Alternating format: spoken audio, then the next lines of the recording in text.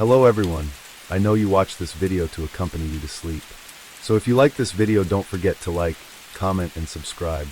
Also, don't forget to tell me where you are from and what time you watched this video. Let's jump straight into the story. I was driving home from my friend's house. It was late, I don't know exactly the time, but if I had to guess it was probably 2 or 3 a.m. I lived 20 minutes away, which wasn't too far, since most houses around here are spread out. The rain and lack of streetlights made it hard to see though, so I was driving slower, more carefully. 5 minutes down the road, I pulled up to a traffic light. I had the red light, but there was a blue car on the other side, who was on the road, partially in the intersection. Its headlights and everything were on, but it was just sitting there at a green light. I couldn't tell if there was something wrong, or maybe they were asleep, but when the lights changed I drove forward, slowly maneuvering around them. I tried to discreetly look in their car as I passed, but the rain on my window blocked most of my view. Only a moment after passing them and driving down the road again, the blue car turned and started following me down the road, so it wasn't broken down after all. I kept my eye on the mirrors. I wouldn't consider myself a paranoid person, but the situation felt staged. Another minute down the road, the car's headlights started getting brighter in my mirrors as they pulled their car closer to what felt like just a couple of feet from my back bumper. In weather like this, that made me really uncomfortable. I looked back at the road, but saw a small light pop up on my dashboard. It was a signal that one of my tires was low on air. A common signal, but it felt like an odd time for it just to pop up given the situation. I looked back in my mirrors, seeing the car still tailing me.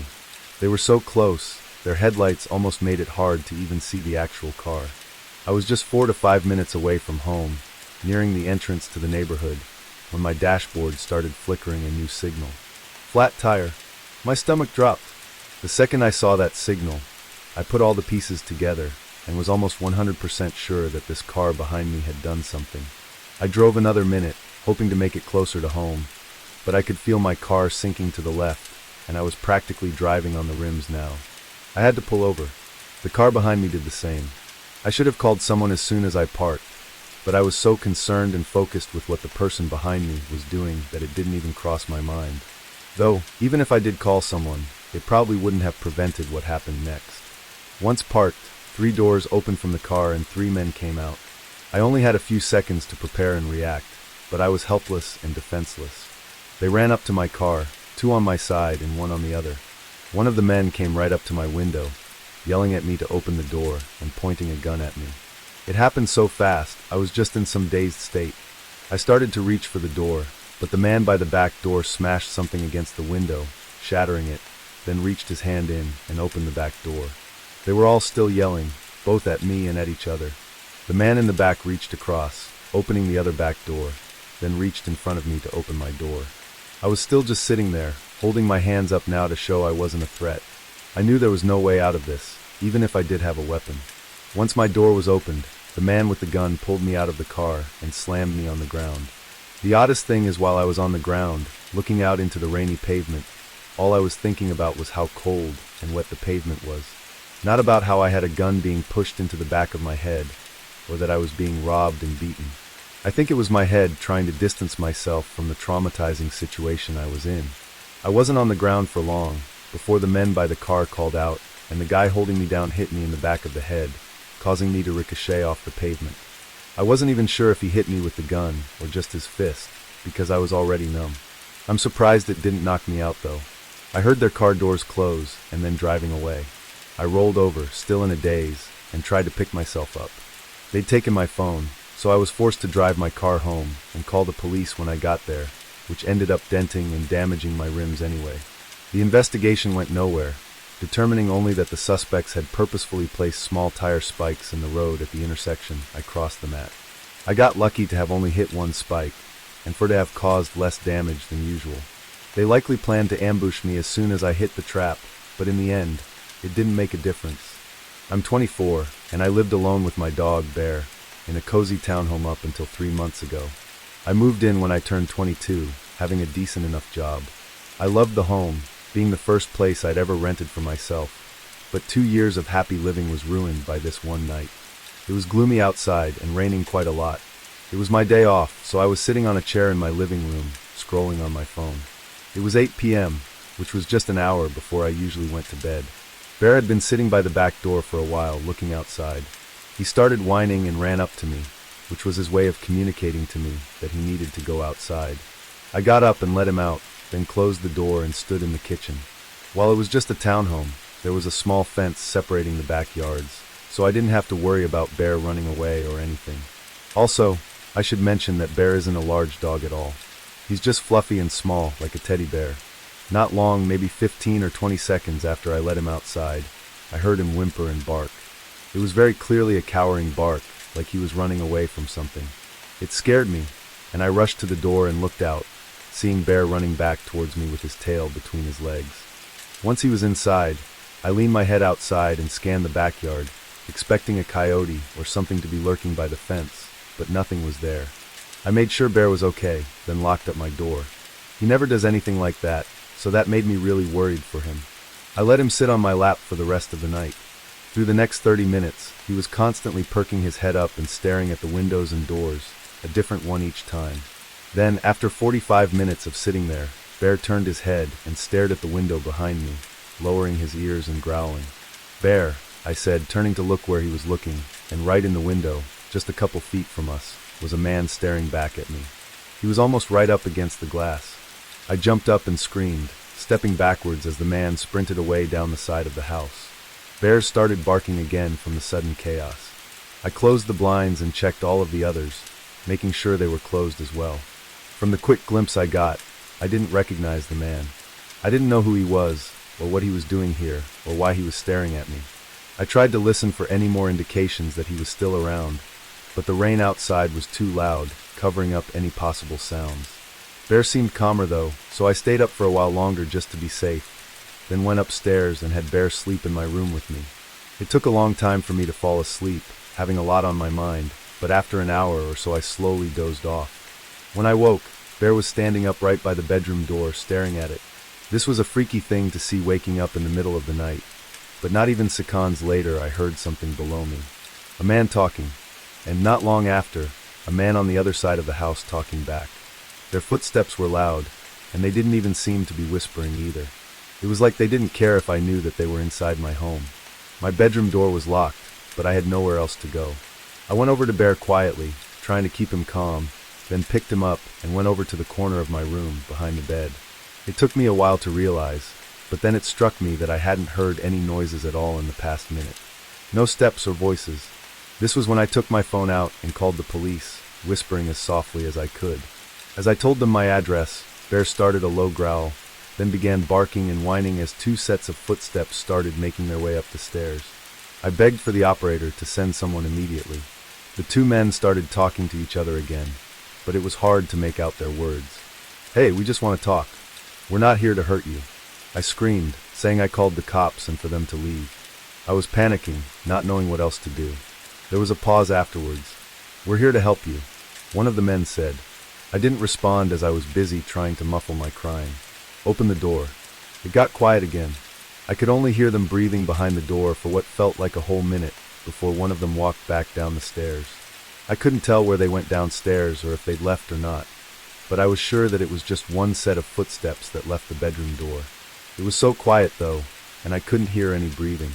In the far distance, the soft sound of sirens started to get louder. A sense of safety was finally coming back. Once the sirens got closer, I heard footsteps running out of the house downstairs, but now I was unsure of where the other man was.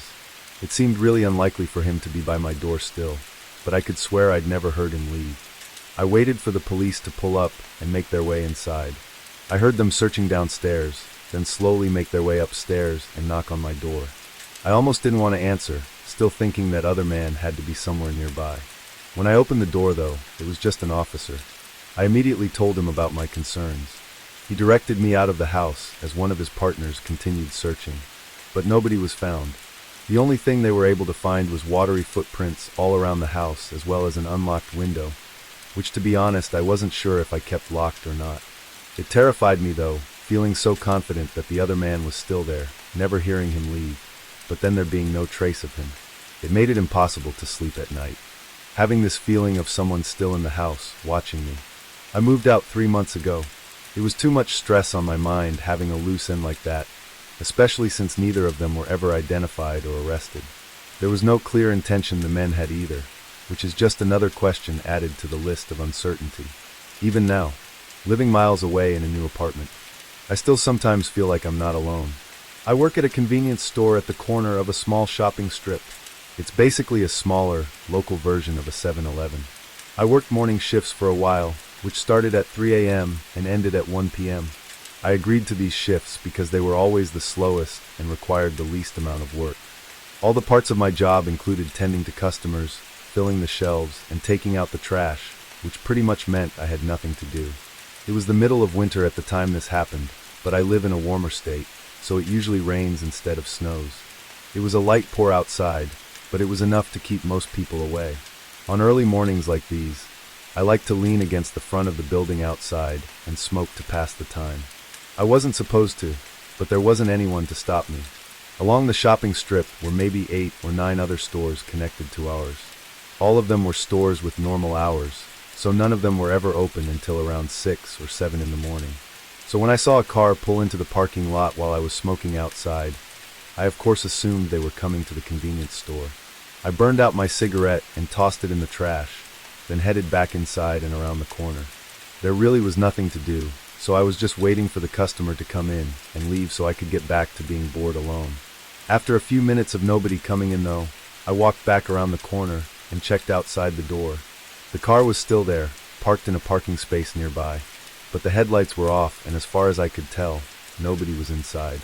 Again, it was lightly raining outside and all the other stores were still closed, so I was a bit confused as to where they went. I took one last look around, seeing nobody, then closed the door and went back inside. 30 more minutes of nothing went by, and I think I was just standing in the same spot behind the counter for the whole time, spacing out. I checked the time, seeing I'd only been at work for a little over an hour, and decided I should check the trash cans around the store and toss them in the dumpster out back. I walked around to each trash bin, putting the bag in the cart and replacing it with a new bag. As I was doing this, I heard a faint click sound come from outside. It sounded like something snapping or breaking, but between the rain hitting the roof and the sound being somewhat far away, it was impossible to tell what it was or where exactly it came from. In the moment it happened though, I barely even thought about it. It just didn't seem like anything worth thinking about. Just another random sound these old buildings made. Once I filled the cart with all the trash bags, I rolled it into the back room and unlocked the back door that led to the dumpster. I sighed, seeing as the rain was pouring down harder now, of course right when I actually needed to go outside. Regardless, I pushed the cart through the rain and over to the dumpster, which was directly across from the door. After tossing in all the trash, I turned back and started heading for the door, but I noticed something was out of place. The store directly connected to mine had its door wedged open. I'd never seen anyone there earlier than 6, so it made me think. I went back inside to get out of the rain, and went out to the front door and looked at the other store's door. All the lights were off, and it looked locked up and empty like it always was at this time. I thought for a few more minutes before figuring I had nothing better to do, and went back outside by the dumpster and walked up to the open door. Again, all the lights were off, but it seemed to lead into a small closet-type room, which then had another door, probably leading to the main storeroom. I stepped inside, standing in between the doorway so as to not make it seem like I was trying to sneak in or something. Standing inside now, I could hear someone moving around in the other room, walking, opening drawers. It sounded like they were making a mess, which then got me thinking even more. "Hey, is everything okay in there?" I called out, hoping to get a reassuring response from a neighboring store worker. The noises stopped. I waited a few seconds before I realized that this was not normal and something was definitely wrong. I stepped back outside and into the rain. As I quickly made my way back to my store, I recognized something was missing from the door I had just left. It took a second to figure it out, but then I saw that there was no handle. It was just an empty hole where the handle and lock usually are. Then I looked down at the wedge that was holding the door open, seeing now that it was actually the broken door handle. I ran back into my store, locking all the doors, and called 911, as well as my store manager. Once I knew they were on their way, I went up to the wall connecting our stores and put my ear against it, listening to the suspected robbery taking place. Whoever it was had to have known that I called the police because they were moving quickly now, running all around, tossing or knocking things over. After 30 seconds to a minute of this, I saw lights flash outside and heard sirens approaching the back of the building. The footsteps quickly moved to the back of the store before a bunch of loud yelling came, which I assume was the officers. I checked out the back door after a minute, seeing a less hectic scene, and walked out to talk to the officers. I thanked them for coming so quickly and gave them a statement. The man who was arrested was found with a pillowcase full of nearly $6,000 worth of stolen items. He also had an empty firearm, along with a variety of tools used to break down doors and locks. And unknowing to me, he'd also broken into the store 2 spots down as well. It's unclear whether or not the man knew I was working at the time, but my store lights were on, so it isn't likely that he would have broken into my store. But several large scratches were found on the back of our door handle, which may have been from a previous attempt. I worked as a babysitter during my college years just to make some extra money without having to have a set work schedule. For the most part, I took care of this one family's 4-year-old boy a couple times a week, as the parents would often have dinner events for work. The boy was quiet, but I appreciated that because he was easy to watch over. He didn't do much besides watch TV and play with toys, and he seemed to like me. This was my 6th time watching after him. I had got to the house just before his parents left, and they explained that they would be back home around 11 tonight, and I needed to make sure that he was in bed by 9. The first few hours went as usual. I watched TV with him and made him a small frozen pizza. After finishing his food, he told me he had to use the bathroom and left for a few minutes. When he returned, he asked me about the shuffling noises coming from the basement. I was confused and immediately turned off the TV. Sure enough, as soon as the TV was quiet, I could clearly hear something moving around down there. It was very faint though, and I couldn't tell what it was. Seeing the boy was clearly scared, I assured him it would be okay, and was probably just a small animal that had gotten in. I told him to wait up here while I go down to see what it was. By this point, the shoveling had already stopped. I'd never been in the basement of this house before, as it was unfinished, and there was never any reason to go down there, so I was definitely being cautious. I opened the door and turned on the light by the stairs. Then I walked down quietly and turned the light on at the bottom of the stairs too, which lit up the whole room.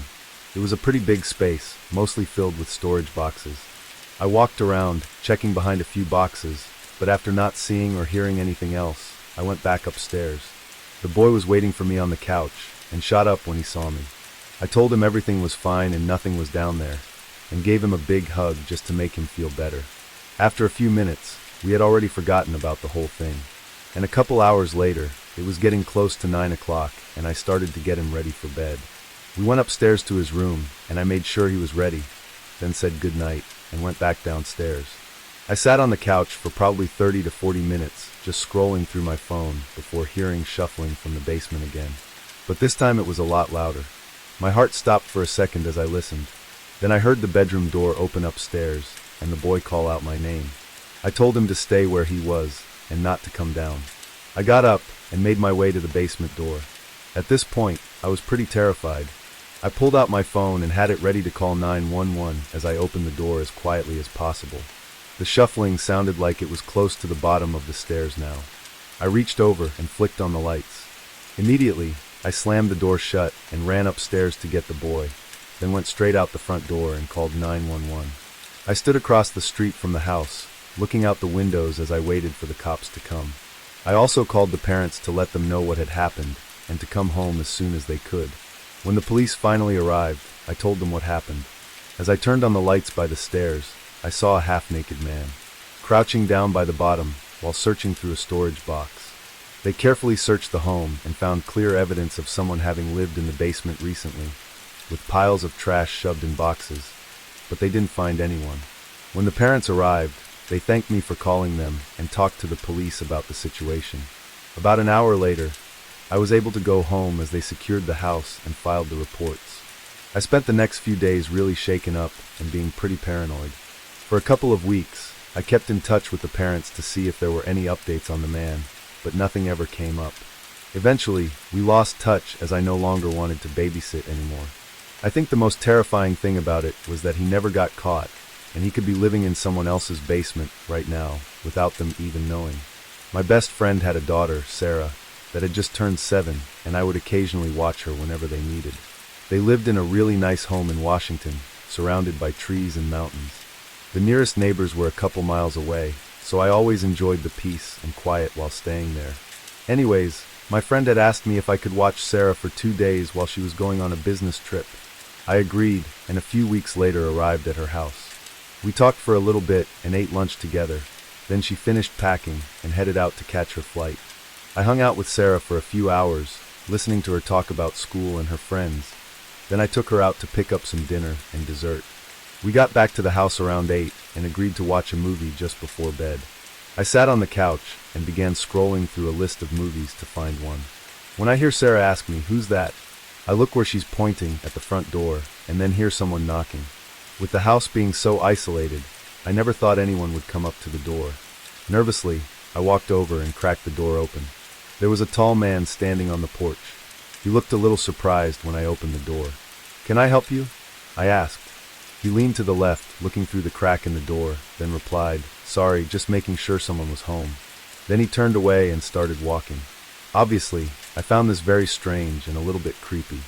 I closed the door and locked it, then went to the back door and locked it as well. Sarah asked me who it was, and I told her it was just a neighbor, then went back to the couch and started a movie. We both enjoyed the movie, though it was a little bit longer than I had thought.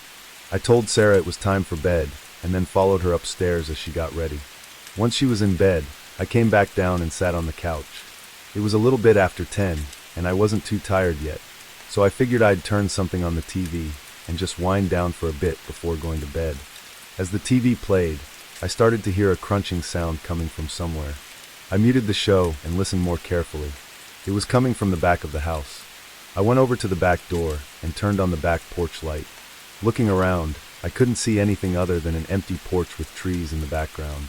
I stayed there, listening for a few more minutes before eventually heading back to the couch. I wondered if my mind was just messing with me, as I was a little creeped out by being in a house surrounded by a forest in the dark.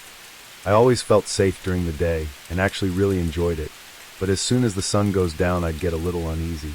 Anyways, I turned up the volume again and decided to lay down as to get myself more sleepy. Apparently, it worked too well, and I fell asleep on the couch shortly after. A couple hours later, I woke up, noticing the TV was still on. I turned it off and sat up, rubbing my eyes tiredly. But then I started to get an uneasy feeling again, as I noticed how silent it was in the house. There wasn't any sound at all. Then I began to hear that same crunching sound, but this time clearly sounding like footsteps. It was coming from the right side of the house, which was right by the room that I was in. A few seconds later, they stopped, seemingly right outside one of the windows that had the curtains down. Truly frightened, I walked over to the window slowly and quietly, and pulled back the curtain. Nothing was there. I looked around and didn't see anything. I figured I had been imagining it and was just really tired, so I got a glass of water and headed upstairs to get to bed. The next morning, I made us some breakfast, and we sat down together to talk about what we wanted to do today. But as we were discussing plans, Sarah asks me why I was walking around outside last night. I froze for a moment, then asked her what she saw. She said she had heard someone walking around the house for almost an hour, just after she had gone to bed. Chills ran down my body, and I told her to stay inside while I went to look around outside. I grabbed a small knife just in case, and went out the front door. Walking around the house, it was hard to tell if anything was from last night or had already been there.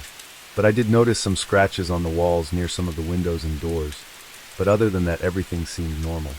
I couldn't tell if there were any footprints, as the yard was mostly thick grass. As I made my way back to the front door, I saw that same man from yesterday walking down the street in front of the house. He was just walking past, but again, this house was pretty far from anything else, so he had to have walked a couple miles at least just to get there. I went back inside and told Sarah that we were going to go to the mall today and walk around. I really didn't want to be in the house anymore, so I wanted to spend as much time away as possible. We stayed out for a while and didn't get back to the house until 6.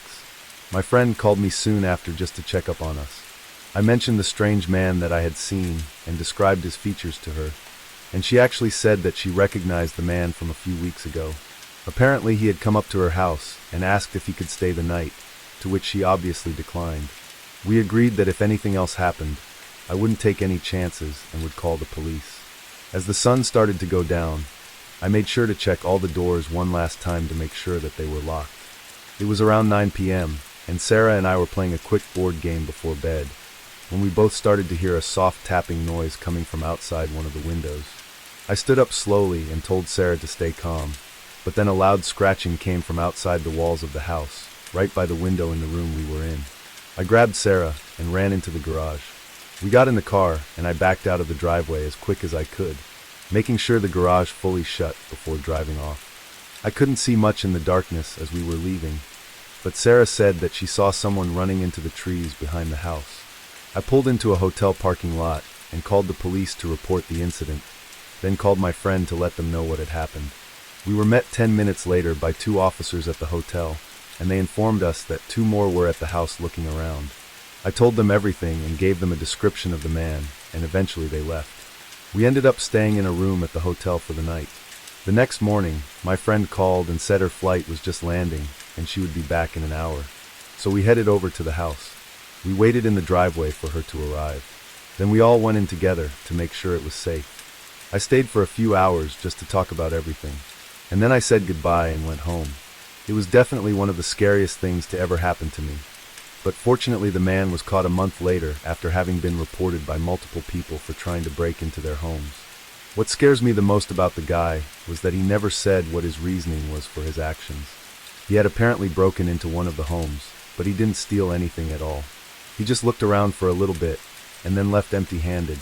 It always makes me wonder what he was actually trying to do on the night he tried to break in. When I was 13, I had a babysitter that would come once a week, as my mom would work late every Saturday night. I always thought I was too old to have a babysitter still, and hated having to have someone watch over me all the time. The main person my mom would have over was a 20-year-old guy, Thomas, that was the son of one of my mom's work friends. This guy was really weird, and I didn't like him at all. He didn't talk much, and just acted really awkward and strange. But whenever he interacted with my mom, he would act extra nice and talkative. I would bring it up with her, but she'd always say I was just trying to get rid of him, so I could be alone. Anyways, it was a normal Saturday night, and Thomas had just arrived, a little late as usual. My mom talked with him for a little bit, and then headed to work. I walked over to the couch and turned on my Xbox to play some video games just to pass the time. I'd usually go to bed at 10, so I'd have to spend 4 or 5 hours with Thomas. Most of the time, I'd find something to do alone, because he'd never really talk to me, and would just hang out in the kitchen or in our loft area. And today was no different. He stayed in the kitchen for a little bit, and after a few minutes, I heard him talking to someone. I tried to listen as best I could, but I couldn't make out what he was saying. The kitchen was right behind the living room that I was in, but he was talking really quietly. He went on for a few minutes, and then the talking stopped, followed by him coming into the living room and standing next to the couch. I looked up at him and saw he was holding his phone. Thomas said someone was going to come over, just for a second, and not to worry. I didn't really know how to respond other than to just say okay. It was pretty weird though, and I knew it was definitely not something any babysitter should do. But I also knew that there was nothing I could really do about it. The next 20 minutes were really awkward, as he didn't take out his phone or anything. He just sat there on the couch with me, looking around and not saying anything. He would rarely ever be in the same room as me, so this was pretty out of the ordinary. Our living room was right by the front door though, so I guess he was just waiting for the person to get here. Eventually, a car pulled into the driveway, and a man came knocking at the door. Thomas shot up and went over to the door, then stood right in front of it for a moment before turning to me and telling me that he'd be back in just a minute. Then he opened the door and walked outside and shut the door behind him. This whole situation had me curious as to what was going on with him. The blinds on the windows were cracked open, just enough for me to see the 2 of their shadows as they moved around in the driveway. I could tell that the man handed Thomas a large bag and then got in his car and drove away. A few seconds later, I heard the lid of the garbage can outside slam shut, followed by Thomas coming back inside through the front door. The whole interaction seemed odd, and I couldn't help myself from asking him what it was all about. Thomas replied telling me that it was just his friend, and that he left his wallet at his friend's house last night, so he was just dropping it off. I could tell there was something wrong with the way he answered, and it didn't explain the large bag I saw him holding. But I didn't want to question him any further, so I just said okay and went back to playing my game. But things got a lot more strange as the night progressed. During the next hour, I could hear Thomas having multiple phone calls with someone in the kitchen, and at one point, he went to the far loft area where I could hear him raising his voice. Still though, I couldn't make any sense of what he was saying.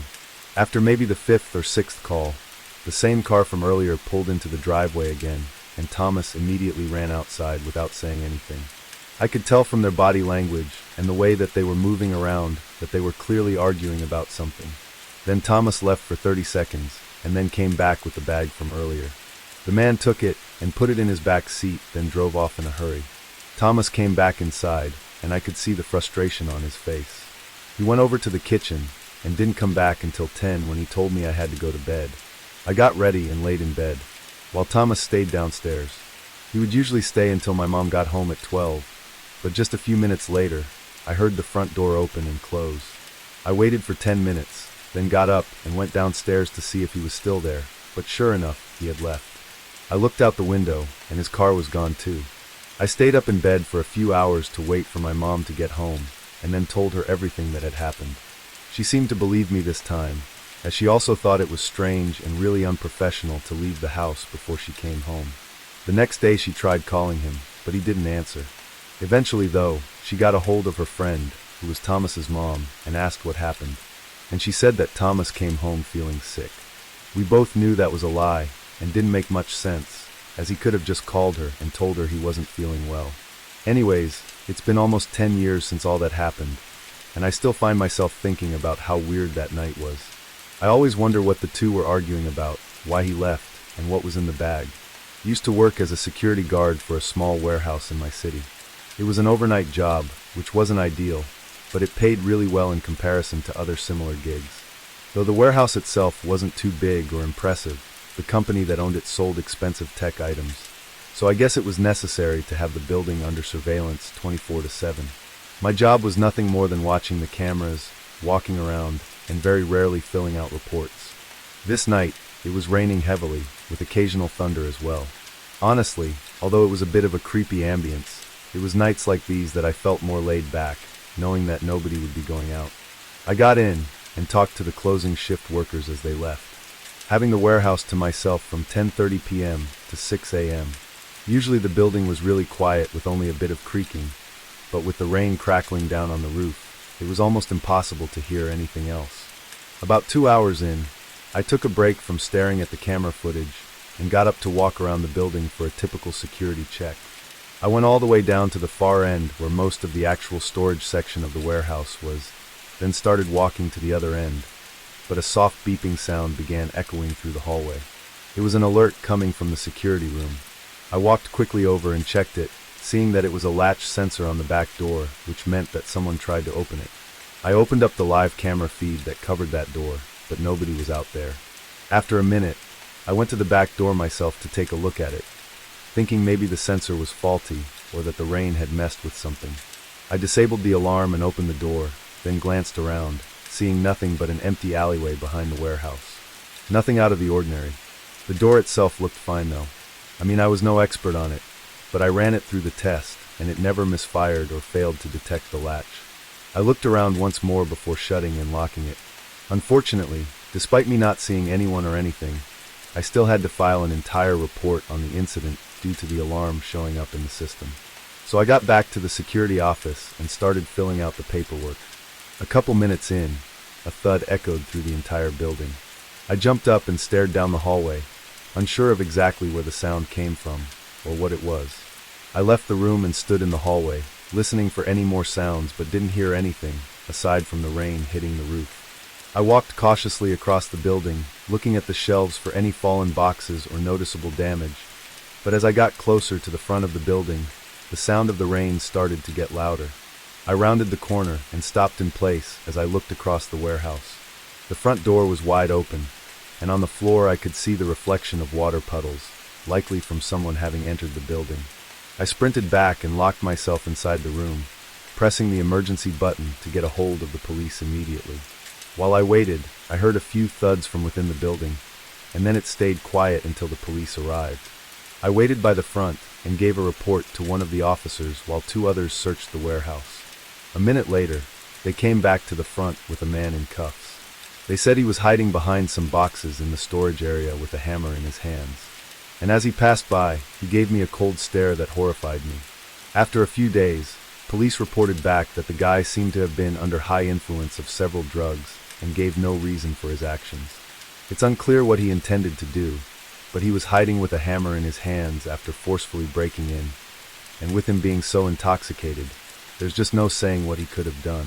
Luckily, he's still behind bars, and I no longer work overnight at a creepy warehouse. But that night still holds a horrifying feeling over me, especially on rainy nights when I can't see or hear my surroundings. I'm an officer for our local police department. Shifts in our department are always switching around, having people work 10 to 12 hours on a different schedule every week, sometimes overnight, followed by early morning, and then overnight again. On this day, I was working 10 p.m. to 10 a.m. and was at the office when a dispatcher notified me of a call about a group of teenagers trespassing on private property. Specifically, it was a hospital on the outskirts of town that had been deserted for the last decade. This was a common place for groups to hang out and do various illegal activities at, and the whole department knew about this, and most of us had been there several times before.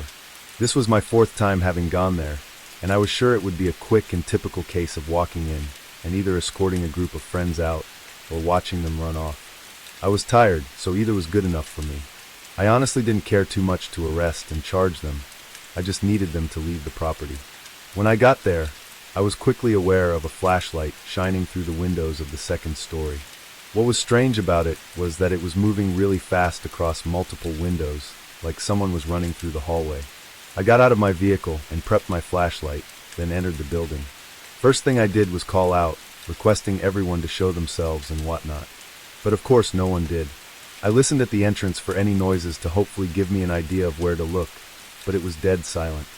Enough so to wake me up and get my nerves going, having me keep my right hand on the holster of my gun.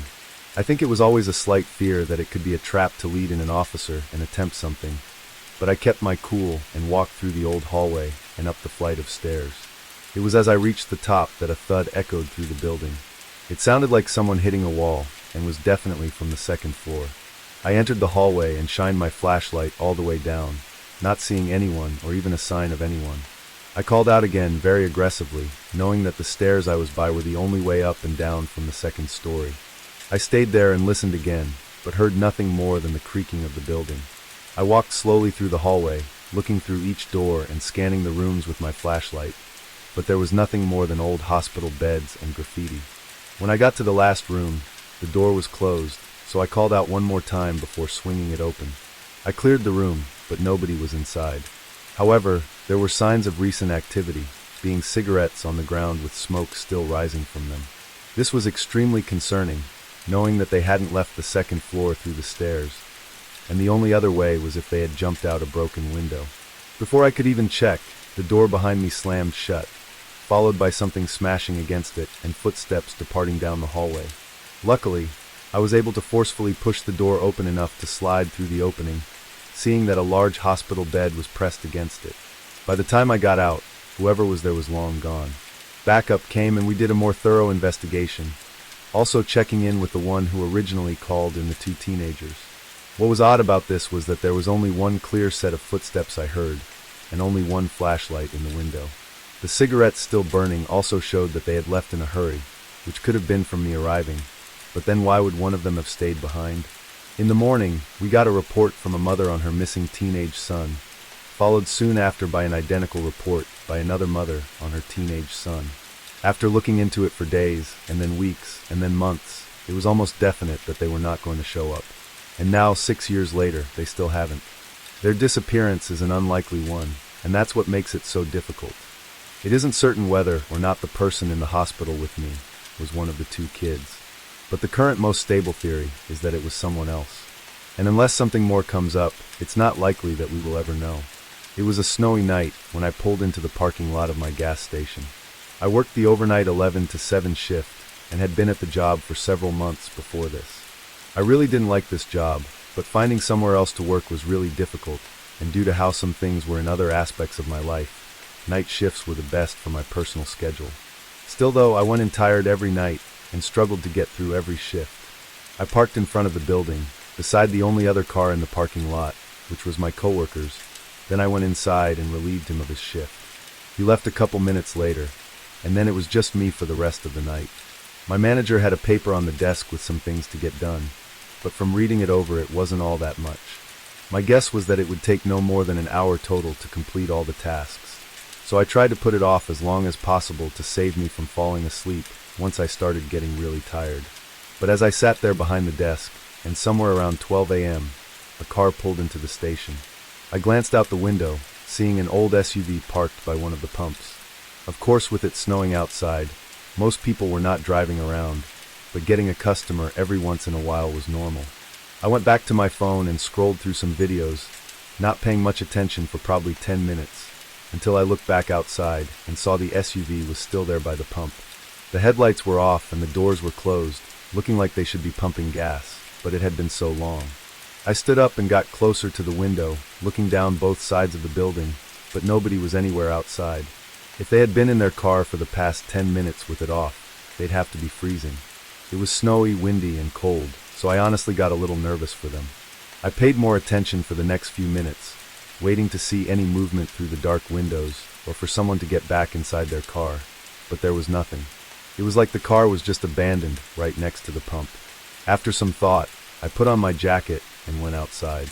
Immediately, I knew I was right. It was way too cold for anyone to be in there with the car off, or for anyone to even be outside for more than a few minutes. I rushed over to the car and looked around, then put my face close to the window and tried to look inside. "Hello? Anyone in there? Just checking to see if you're okay." I called out, but from what I could see, there wasn't anyone inside. It wasn't exactly easy to see, so someone could have been, but I was pretty sure there wasn't. Now even more confused, I backed up and looked around at the empty gas station parking lot before starting to walk back. Now with my eyes not focused on the car, I was just looking at the ground and noticed shoe prints in the snow going toward the building. Not really the front of the building, but kind of off to the side. I looked back and saw that they seemed to come from the car, but at this point I was freezing and didn't want to investigate further without warming up a bit first. I looked inside and turned on the small heater next to the counter, putting my hands in front of it to warm them up. I was only inside for 30 seconds to a minute though, before a thump resonated through the building from behind me. I spun around, not seeing anything, then walked around the counter and toward the back. On the floor, there were puddles of dirty water, like snow that had melted off someone's boots.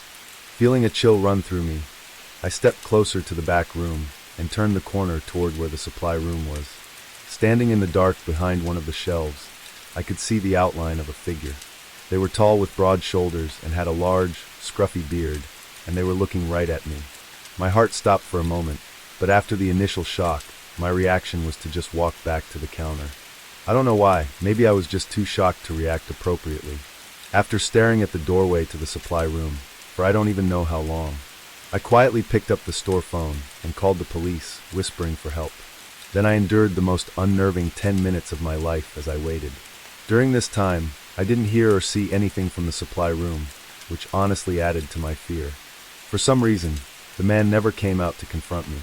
When 2 cops finally pulled in and came inside, I quietly told them where the man was. They searched the room while I stayed by the front, but I was shocked when they came out with nobody else. The man was gone. Watery shoe prints surrounded the back door, but outside were fresh tracks in the snow going straight away from the gas station, straight into the completely dark, empty field that led on for miles. Obviously nobody could search that at night, but even when they did in the following days, they didn't find anything. I mean, the field was huge, he could have gone anywhere, but it was so cold and windy that night that I was almost sure that they'd find a body. The SUV was taken in for hopefully more information. I don't know how or why, but for some reason they couldn't find any history of ownership, so that left us with just what we know from that night, and we are still left with just that. Who the man was and what he was doing remains unsolved, and where he is now is just as much of a question. I picked up my first job this year as a delivery driver for Pizza Hut. I'm 16, so this was only a part-time job that I did after school a couple days a week. I chose Pizza Hut though because it's not that busy nowadays, and I didn't want to have a job I was stressing out all the time at. The first months passed with nothing of interest. It was a very boring and repetitive job that left most days as forgettable, but then I had one experience that I'll never forget. It was a Friday, and we got an order in just before closing. The address wasn't too far, but it went through a part of town that I almost never went to. This neighborhood was different from the rest, not having tons of houses or stores in it, which gave me no reason to ever go there.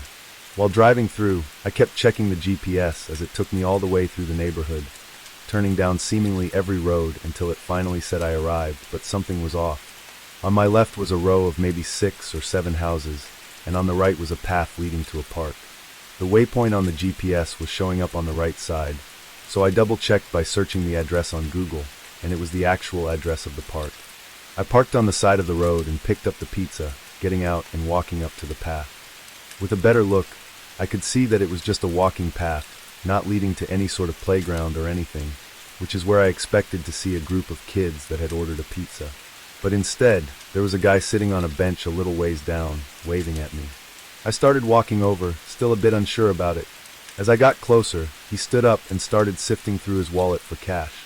The fact that he was alone on a walking path at night, and for some reason needed a pizza delivered here, was odd to say the least. So I was skeptical when I went up and greeted him. We began exchanging everything, but during the interaction, the guy started talking to himself, repeating the same phrases like, "I'm okay," and "everything's gonna be okay," which made me feel like I kind of needed to ask him if he was okay. He stopped talking and looked up at me. In his eyes, I saw fear and helplessness, something that I don't think I'd ever truly seen in someone's look before. From his look alone, a surge of adrenaline rushed through me, and I turned around, only to be met by a tall man wearing a cloth mask over his face. He held me at knife point and screamed at me to empty my pockets and toss everything on the ground. I quickly did as he said, and only became more terrified when he started to forcefully push both me and the guy from the bench off the path and into the woods, leaving everything on the ground and showing no interest in any of it. We walked for a few minutes, going well into the woods, far enough to no longer see the light of the path. Then the guy next to me suddenly shoved me to the ground and started to run in the other direction. The man in the mask surprisingly left me alone and took off after him. I quickly got back up and ran back to the path, hearing and seeing nothing else. Police arrived only a few minutes after I called, but both men were gone, and from what I know, they still are. I can't say why the other victim pushed me down, though it was most likely an effort to leave me behind so he could escape. I don't blame him, but it was a low move and makes me feel slightly less sorry for him and whatever he had to endure afterward. What the abductor intended to do is unknown, but him showing no interest in my wallet or belongings makes me feel it was something extremely awful. Ironically though, it was the selfishness of the other victim that both put me in that awful situation and saved me from it. I was driving a long route to deliver the last pizza for the night. It was well into the early morning hours, sometime around 2 a.m. I live in a pretty small town, working for a local pizza shop that was one of the only places offering delivery, given that most of the town is spread far out. The road I was on was a not so often used side road that conveniently went from one side of the town to the other without any stoplights or intersections. It was mainly empty, going through the forest that surrounded our town.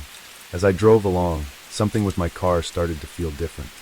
I checked my gas, but it was at half, and no other icons were showing up on my dashboard. I figured it was nothing and ignored it, but the further down the road I got, the more my car began to struggle. It was bumpy, shifting back and forth as I tried to maintain speed, until it just stopped accelerating. The car rolled forward, and I slowly turned it off to the side of the road, stopping it halfway in the grass. With some annoyance, I looked again at my dashboard as I tried to turn the car back on, but had no luck. I rubbed my eyes with frustration, then calmly got out and looked for any signs of damage on the outside of the car. I didn't see anything, but it was a really old car, and honestly I didn't even know what to look for. As I was out there, I looked down the road, not seeing anything but fog and trees, but when I looked back the way I came from, I saw a figure far out standing in the fog on the other side of the road. I got back in my car and called up one of my co-workers, who was also a friend of mine, and asked if he could do me a favor and pick me up. He agreed, though it wouldn't be for another 30 minutes. I thanked him, then called the customer to let them know my situation and apologized for the inconvenience. They were nice about it, so all I was left to do was sit back and wait. After a second, I remembered that figure that I'd seen, so I checked my mirrors but saw nothing. I didn't see anybody on the side of the road or by the trees, although it was really dark and foggy. I sat back again and opened the box of pizza, grabbing a slice for myself while I waited. Over time, though, an eerie feeling continued to grow on me. Being out on this empty road with very limited vision just started to freak me out. I could only see a few feet into the forest before it was complete darkness, and the fog on the road seemed to only get more dense as time went on. I waited for 30 minutes, keeping my eyes open the whole time and checking the mirrors, but then I heard something. footsteps getting more noticeable as the sound came closer, coming from the darkness within the forest. I stared at the empty fog, seeing a man appear near one of the trees. He walked directly up to my car, knocking on the window and sending a friendly smile at me. Sorry, I can't roll the window down," I said through the glass, not really sure what else to say. The man said nothing, but then casually tried to open the door before walking around to the back. I looked in the mirror as he stood by the trunk, seeming like he was trying to hide for a second as he shifted around with something in his hands. And it was just then that headlights came through the fog from down the road. The man watched as the car slowed down and started to pull in behind me. Then he ran into the forest, losing my sight in the fog. My friend seemed to have noticed the man as well, because he was very cautious about approaching my car. We ended up leaving my car behind, and it was on the ride back with my friend that he told me the man was holding a gun before he ran into the forest. We called the police and had a tow truck pick up the car, which happened to have been broken into and looted. It turned out that the gas meter was stuck in the middle, and it was actually an empty tank. But concerning the man, there's been nothing on it. I don't know what he was trying to do. I mean, he obviously robbed the car, but what would he have done to me if he had tried to while I was inside? And why was he out there on that empty road in the middle of the night anyway? All I can say is that if my friend hadn't shown up when he did, I'm pretty sure I would have never been seen again. Being a delivery driver was never my first choice for a gig in my late 20s, but I got laid off during COVID, and the only place hiring was a local pizza shop. It was a popular place in our town, but really it was just basic pizza. Anyway, this was during the time when everyone was staying inside and ordering for delivery, so I was working overtime and staying busy up until close every night at 1 a.m. This was just another day, running deliveries all over town. Around 12, we got a call in for 4 large pizzas for a house located just outside of town about 30 minutes away. I accepted it, knowing it would be my last order anyway, and it was a big order, so the payment would likely make up for the longer drive. By 12:15, I got en route to the house. The drive wasn't anything to note. All the roads were empty and nobody was outside due to the mandatory lockdowns going on. When I got to the address though, I was immediately confused. There was a driveway with a large open gate, looking like it belonged to a large mansion of some kind, but at the end of the driveway was nothing. It was just a dead end with forest all around, except not far off in the trees was a glowing light. I pulled in and parked in the middle of the driveway and got out. Now standing outside, I could see more clearly that it was a campfire or bonfire of some kind, and I could hear a group of people talking. After a moment, a figure stepped in front of the glowing light from the fire and waved at me, like he was inviting me to bring over the pizzas. It goes without saying that this was not normal in any way, but seeing them wave me over and hearing the group of people gave me more than enough reason to believe it was just a bunch of college kids hanging out. I mean, they did order 4 large pizzas, so it all just added up in my head. I got the pizzas from the back seat and left the headlights on as I started walking off the driveway and into the trees. A few more people showed up in the light as I got closer, all watching me walk toward them. When I reached the bonfire, there was half a dozen more people standing and sitting in the area. Strangely, none of them seemed happy that the pizza was here and there was nothing else around in the yard. No beer bottles or drinks of any kind. No music players. No games. Just a bunch of people hanging around a bonfire. I stood on the edge of the site and kind of just held the pizzas up awkwardly, hoping one of them would come up to take them and pay. A second later, a man walked over and took the boxes, handing them off to someone else. The whole eerie feeling of this place was getting to me, making me more uncomfortable with every second that passed. Before I could even ask for payment though, I heard some footsteps approaching, and from the forest several more people came in toward the bonfire. There were at least a dozen of them now, all looking at me and not saying anything. I'd never once left without payment, but this situation literally had me shaking. I quickly turned around and started walking back to my car. I looked back a couple times, seeing them still standing by the fire and not hearing any of them speaking. As I exited the trailing though, my heart almost stopped as 2 figures sprinted away from behind my car. They went straight into the forest and disappeared past the headlights. I didn't even check my car for anything missing. I just got in and backed out, speeding down the road to get as far from there as possible. Once I made it back to the shop, I told my manager of the strange situation. But thankfully he understood and even tried calling the number they used to place the order, but they declined to answer. After a bit of discussion, I ended up calling the police to have them check up on the group's suspicious behavior. It had been less than an hour since I was there, but when the police arrived, the only sign of them was the bonfire still burning but left unattended. What really happened that night is unknown, and as far as I can see, it will likely remain that way. I worked at a retail store in my 20s as an overnight lead. It wasn't one of your regular big chain grocery stores. It was a local place with only about 8 or 9 locations. Most nights I'd have an overnight stalker to help out, but it wasn't uncommon for me to spend the whole shift alone. Again, not the biggest store, so it really wasn't a very intense working environment. A lot of the time I'd find myself working slow, just so I wouldn't run out of things to do. This was one of those nights where I was alone and working at a steady pace. At the beginning of my shift, I loaded up some boxes and moved into the aisles to start stalking. It doesn't take much mental effort, so my mind was elsewhere and just thinking about random things, not really paying any attention. I went through about 3 aisles until a knock at the front entrance made me jump. I almost didn't even realize what it was because I was so spaced out, but once I did, I got really confused. I heard them knock again, loud enough to echo through the store. I walked down to the end of the aisle and looked through the large front windows, seeing a man in a hood standing at the doors. I went up to the other side. "We're closed. Won't be open until 8 a.m. I said through the glass. The man looked at me but didn't say anything. I pointed at the sign on the door. "We're closed. Sorry," I repeated.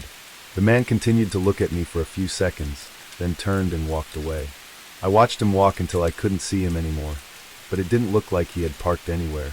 The whole thing was odd to say the least, but I figured he was just at the wrong place or something. I went back to what I was doing, stocking up the shelves and eventually forgetting about the man. By 2 a.m., I'd gotten through half of the aisles and was ready to take my lunch break. I left the boxes where they were and went to the break room on the other end of the building. I was in there for probably a good half hour before I tossed the rest of my lunch and went back to work. I walked through the store and to the end of the aisle I was working on, but just as I looked up, there was a man walking past the other end. He looked like he was just walking across the store, not having noticed me.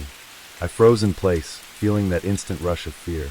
Now listening intently, I could hear the man's footsteps move toward the side of the building I'd just come from, so I moved into the aisle and hid behind the shelves.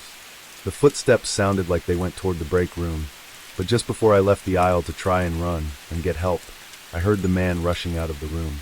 The footsteps were now sprinting through the store, getting closer and closer. I ran for the other end of the aisle, looking back and seeing the man turn in and start running at me. I ran for the front door, getting my keys out and trying to unlock it with shaky hands.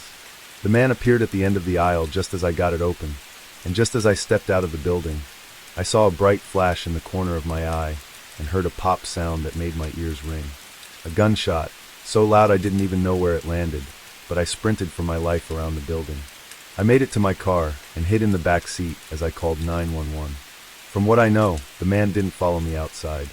He was gone by the time police made it to the store, but they found the back door to be busted open along with some heavy tools sitting next to it. The most terrifying of their findings was the hole created by the gunshot sitting right to the side of the front doors. Why the man broke in and was so aggressive, targeting me like that, is unknown. From his behavior, the police seemed to think it was some kind of mental breakdown or psychotic break, not having any real reason to target me specifically other than the fact that I was alone.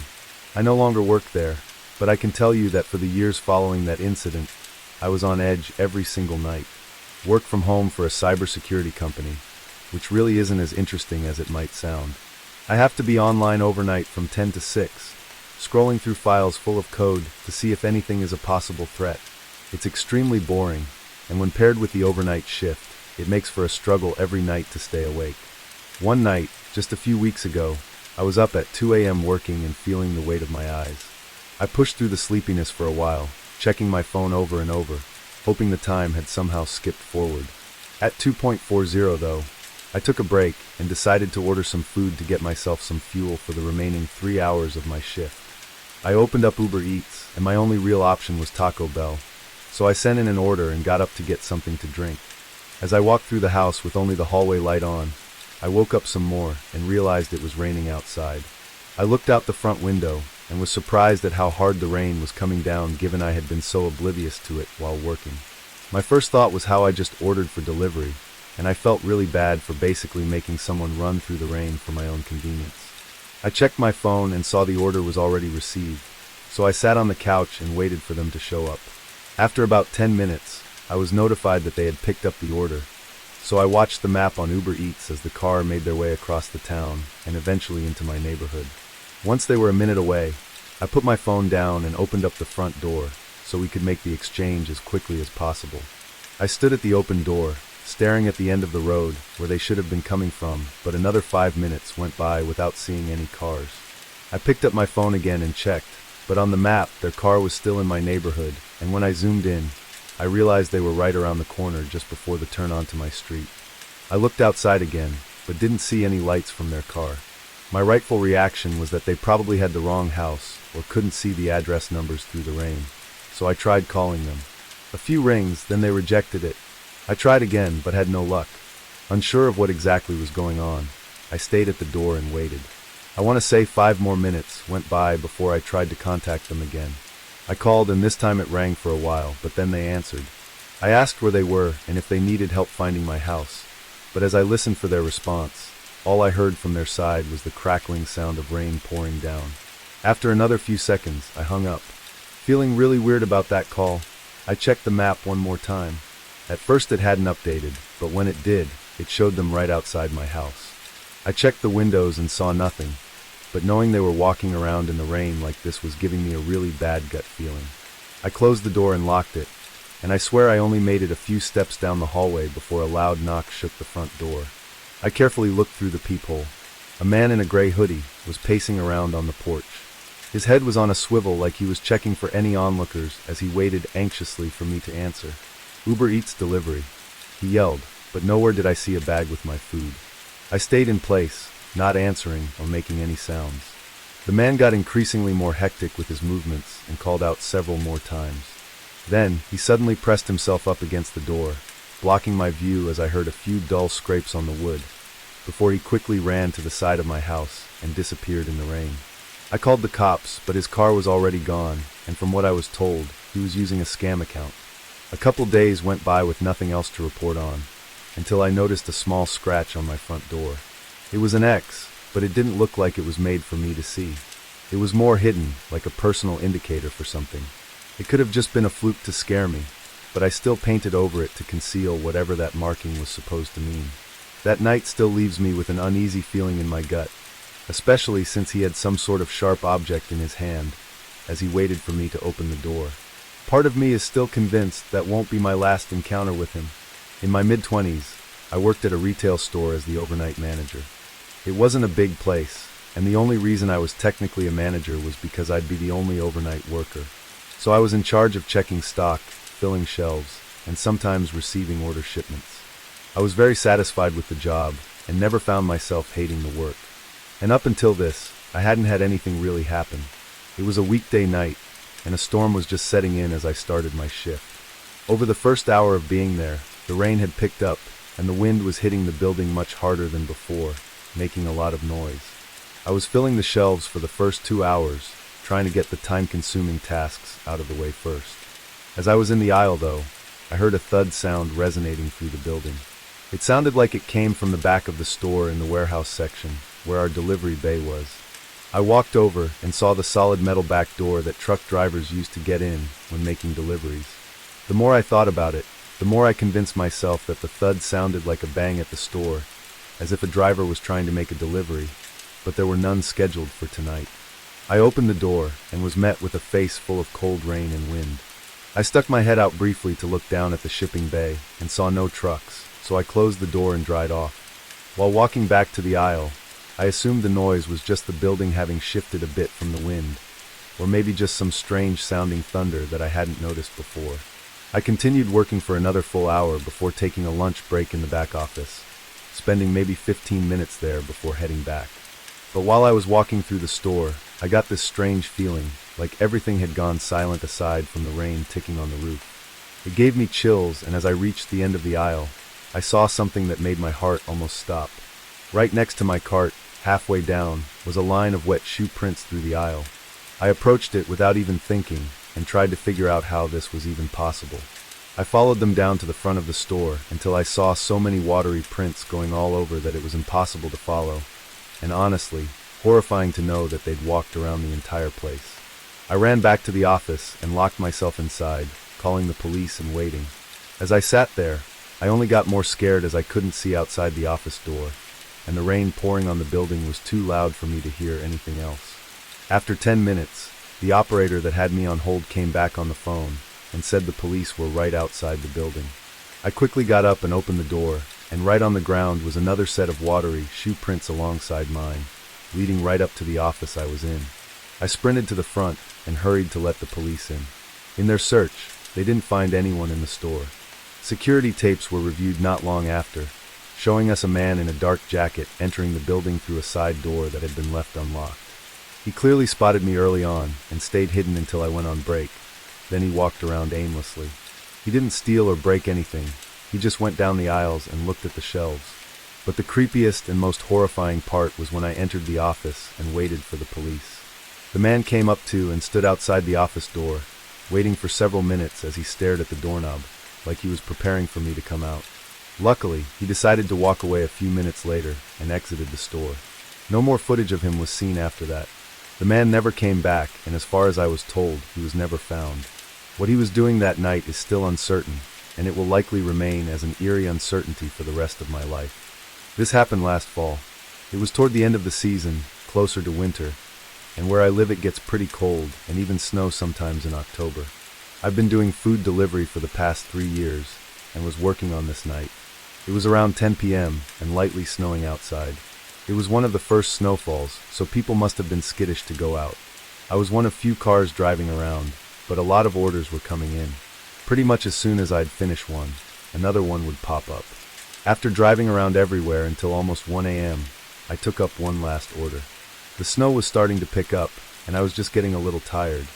I drove through the McDonald's that they'd ordered from and picked up the food, then set in the directions to the house. It was close, about 10 minutes away, but I didn't consider the direction it was in before accepting the order. It was opposite from where I lived, and I was already a good 25 minutes from home, so it was going to be a long drive home afterward. Annoyed at myself, I turned out of the parking lot and onto the road. The plow trucks still weren't out yet, probably because they weren't expecting this much downfall, but my SUV was usually good in the snow, so I wasn't that nervous. While I was driving, I noticed the road I was heading down was about to leave the main area of town. I checked the map again, and it said it was this way, but it was just a very unusual route. I didn't even know any houses were down there, because the only reason people take the road is to get to the highway that leads out of state. I went down for a few minutes, seeing only streetlights and trees, until I came up to the turn. It was a single small street leading off the road. I slowed down, being more careful since this street was smaller and had trees lined up right beside it, so sliding off would make a really terrible night. As I made my way down, I saw a few long driveways leading to faint lights in the trees far out. Before I reached the driveway I was to turn down. It looked like all the others. I slowly drove through the driveway until I made it to the house. It was medium-sized and older, completely covered in snow. Nothing looked too notable about it. Really, the only interesting thing was that it was out here in the middle of some forest. I parked out front and got the bag, then started walking up to the door. The snow was thicker than I would have liked, soaking my shoes and even the lower legs of my pants. When I got up to the porch, I knocked and started to set the bag down, but almost immediately, the door swung open. I looked up, seeing a large man in a winter jacket. His face was pale, like he'd just been outside in the cold. "Hi, I got your order right here," I said, holding the bag up. After a moment, the man stepped back and opened the door wider. "You can set it down right over there." He lifted his arm and pointed toward what I assumed was the kitchen. The way he said it made me feel like I had to, but I knew it was a horrible idea to go in there. I looked at the man's hands, seeing he wasn't holding anything, so it really didn't make any sense for me to do anything other than hand in the bag. The man's face dropped into a frown, then he suddenly slammed the door shut. Still holding the bag up and just a bit shocked by what was happening, I set it down on the porch and quickly started walking back to my car. But just as I got past the front yard, I heard something from behind me. I turned around, realizing it was from somewhere on the other side of the house. It could have been a back door or something, but was too muffled to hear clearly. Getting creeped out, I walked quicker and got in my car. I switched it on, and right as I looked up, I saw the man coming around the side of his house and making his way quickly over to my car. He had something in his hands. It almost looked like rope, but there was something else that I wasn't able to make out. I suddenly felt my heartbeat spike and adrenaline take over my body. I started going in reverse, trying my hardest to go quick while also not getting stuck in the snow. The man got close, probably just a few feet away, before my car was able to grip the road and start picking up some speed. I backed up through the whole driveway, seeing the man eventually stop and watch, slowly fading into the dark as I backed up into the street. I don't know what he was doing. Honestly, the whole thing was just terrifying and confusing, enough to make me not even want to think about it. I still do food deliveries, but am far more cautious, and most of the time I don't even knock on the doors anymore. I just drop the food on the porch and leave. Had I stayed any longer that night or had entered the house, who knows what would have happened to me. I work at a 24-hour drive-through restaurant, and this had happened only a few weeks ago. I'm a crew manager, but for the most part just do the same things everyone else does, which is cook and take orders. For overnight hours, we always have at least two people, one being a manager and the other usually being a cook. On this night, the cook had called in sick, and when I called the others to see if they could cover his shift, none of them said they could. So by 12 a.m., I was the only worker there. Now usually the restaurant doesn't get busy overnight, and more employees come in at 4 a.m., so it wasn't an entire shift alone, but it still meant that for 4 hours, I had to do everything myself. I left my headset on in case someone came to the drive-thru, then started working on the tasks I had for the night. I started by scraping and cleaning the stovetops, but a few minutes in, I was interrupted by a banging sound from the front of the restaurant. I walked down and looked over the counter, seeing a man standing at the front door and banging on it. Then he pressed his face against the glass and looked inside, scanning the whole room before his eyes set on me. I walked over to the door as he stared at me, and when I got closer he backed up and waited like he thought I was going to open it. I yelled through the glass that our dining area was closed and that he needed to use the drive-thru if he wanted to order something. He looked confused, so I yelled again that the doors were locked and he had to use the drive-thru. He showed no response that time, not giving me any idea whether he understood me or not, so I just turned around and walked back to the kitchen. I figured he'd have to get the hint at some point that the doors were an opening. I continued working on the stovetops, spending at least 15 to 20 minutes on them. Throughout this time, I had gone once to check the front to see if the man had left, and from what I could see, he was gone. The whole parking lot was empty, and the man was not at the door. But it was a couple minutes after finishing with the stoves that I got an alert from my headset that someone was in the drive-thru. I turned on my mic and asked for their order while walking to the window, but nobody said anything. When I got to the window, I immediately saw on the camera that there wasn't a car out. I looked around the screen and didn't see any movement either, so I ignored it and started walking back. But as I got to the back room, I slowed to a stop when I thought I heard something. I stood in place and listened as footsteps slowly walked above me on the roof of the building. They were careful steps, not making much sound aside from the roof creaking, but I had no doubt that there was someone up there. I followed the sound of their steps with my stare, moving down the ceiling until I saw the ladder leading to the maintenance hatch, and that's when I realized what they were doing. I sprinted over to the ladder and started looking for some sort of lock to keep the hatch from opening, but I'd never even used it, so I had no clue how it worked or if it even locked. Then there was a loud creak from the ceiling directly above me, and a few thuds came from the outside of the hatch. A moment passed, then the hatch creaked open slightly, and through the small gap, all I saw were a set of eyes staring back at me. I sprinted for the front of the building, hearing loud thuds from where the hatch was as I quickly unlocked the door and ran for my car. I called the police as I sat inside and frantically looked through the windows of the restaurant. While on the phone, I saw a shadow moving by the front counter. Then a man appeared, standing in the far back of the restaurant, but was looking in my direction. After a moment, he turned and disappeared behind the kitchen, leaving me in a panic until the police made it. They searched inside and outside, going on the roof as well, but the man had already run off. Nothing from the place was missing either. No equipment or money was taken, nothing. He just broke in and left. I tried to not think about it too much, but it's hard not to come to the conclusion that he was there for me. Like I said, this happened pretty recently, so there's still not much of an update on it. Even with his face on the cameras, there's yet to be a confirmed identity. The owner of the building added a padlock to the inside of the hatch though, which should have been done before, but I guess it was just an inconvenience. I still worry about the man's intentions, and if he could be watching for me to be alone again, waiting to do whatever it was he tried before. I spend a lot of my spare nights doing deliveries for DoorDash. It's my way of getting extra money, while also not needing to commit to a more strict second job. I started driving around 9 p.m. on this night, and steadily took on some orders until 11, where it slowed down a bit. During this time, I just drove around the shopping center that had most of the fast food restaurants people often ordered from, and eventually another order came through. It was a regular order to be delivered about 4 miles away. After getting the food, I started the directions to the address, and it was almost immediately apparent that it wasn't a house. I scrolled in on the map, which only showed streets and buildings, and the address it pointed to was along a street that had no buildings on it. It looked kind of like an empty plot of land, but the DoorDash map was never that great, so I just started driving and decided to at least check it out and maybe call the customer if there was an issue. I drove out, taking just under 20 minutes until I reached the street it was on. This street was very bare, no houses or crossroads, and no cars driving on it.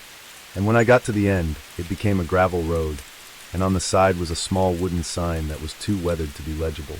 I pulled onto the gravel and turned my brights on, and right away I could see something far off down the road. I drove in closer, and as I approached it, my phone dinged to let me know that I'd arrived. In my headlights was a small mobile home, or some kind of RV, and on the door were poorly painted numbers. I looked back at my phone. 2760, it was the address. I got out holding the food in my hand as I walked up to the RV, getting closer. It was a bit unsettling to look at. It was overgrown and old, which was strange considering it was a mobile home meant to be moving around. I gave it a knock and waited. This was a rare cash order, which made more sense once I saw the place, but it definitely didn't make me feel good having to stand here. As I looked around, an eerie feeling loomed over me. This place was surrounded by the woods with no lights anywhere. Past the RV, it was complete darkness. I heard something from inside, and I prepared for them to open the door, but then a voice to my right startled me. I looked over and saw a man smiling at me, standing by the corner of the RV. He asked if I had his order, and I nodded, apologizing and walking it over to him. I handed it off and said its total. The man reached into his pocket and pulled out a $5 bill, then smiled again and said he just needed to grab the rest. He turned and walked back around the RV while I stayed where I was. This whole interaction in writing doesn't seem as off as it was in person, but I can tell you there was something very wrong about this guy. It was just something about the way he acted and said everything that gave me chills. I waited for a minute or so before getting more nervous and looking around the corner to see where he went. In the distance, I saw a figure standing by what looked like the dark outline of a shed. They were not walking, they were just standing there. As the fear grew inside me, my head jolted around, hearing the door to the RV opening. The different man looked out at me, and just as I started to greet him, he slammed the door shut. Heartbeat now intensifying, I looked back out at the man who was by the shed. He was now walking back toward the RV, but had something else in his hands. In the moment, I couldn't tell exactly what it was, but it was either a long bat or a rifle. I ran back to the car, getting in and turning it on with shaky hands as I put it in reverse. But the man came around the side of the mobile home and stood calmly in the darkness as I drove off. I don't know what happened there, but I wasn't exactly keen on finding out. I went straight home afterwards and debated calling 911, but was caught up on the fact that I didn't actually know what was going on. In the end, I made the regretful decision not to notify the police. Whatever happened that night will remain as just a strange encounter it was, with no answers to the true nature of it. I was driving through my city, delivering for Postmates way back in the day, when it had basically just started. Every order was mostly inside the main city blocks, but I had just gotten an order from outside the main roads. I picked up the food and headed over, but the further out I got from the city, the more the roads became less populated, both of cars and of houses. Everything was replaced by the woods. I'd been out this way before, but only when leaving town. I didn't even know there were houses out here. I drove until the GPS told me to turn down a gravel road, which was almost unnoticeable. There were no lights aside from the dim ones coming from my old car as I made my way down this thin path through the woods. It was much longer than I expected, taking a whole minute to reach the house. To be honest, it was what I assumed it would look like due to its isolated location in the woods. It was aged and almost entirely made of wood, having vines growing up the outside of the house. There were a few lights on inside, shining through the windows, but if there hadn't been then I probably would have thought twice about approaching it. I checked the bag for everything, then went up to the front door. I pressed the doorbell, which didn't really work, so I had to knock as well. As soon as my hand hit the door though, it creaked open. Cautiously, I opened it a little further and called out, "I have an order here from Postmates." A moment later, I called out again, "Anybody home?" There were no sounds coming from inside, but all of the lights I could see were on, and through the crack in the doorway, I could see a TV in the living room. It was playing, but was muted. I don't know how else to really explain my thoughts, but the vibes were just off, and I knew something was wrong about this. I turned and went back to my car, getting in and starting to do a U-turn. Right away, I felt a problem. The steering was stiff, and my car was struggling to move through the gravel, feeling extremely bumpy and jittery. I got out, and my face went cold when I saw that my front tire was flat. I then moved my eyes over to the other tires, and every one of them was flat as well, not just a little deflated, but completely flattened. My stomach dropped, instantly knowing this was a purposeful act. In that moment, my mind was everywhere. What terrified me was that I didn't know whether someone put something on the path, or if someone had come up while I was at the house and done it behind my back. Either way, the only thing I knew was that someone was out here with me, way out in the woods, in the middle of nowhere. I got back inside my car and locked the doors, trying to call 911, but had no connection. As I ran through my few options, I saw a light in the house flicker, and the front door opened wider, revealing a man in the doorway. Without any hesitation, he started walking quickly over to my car. I didn't second-guess myself this time, putting it in drive and forcing my car through the gravel. In the mirror, I saw the man stop and stare at my car. Once I was on the main road, I took it more carefully, driving slow to keep from damaging my car until I got enough signal to call 911. But what unfolded afterwards was equally as terrifying.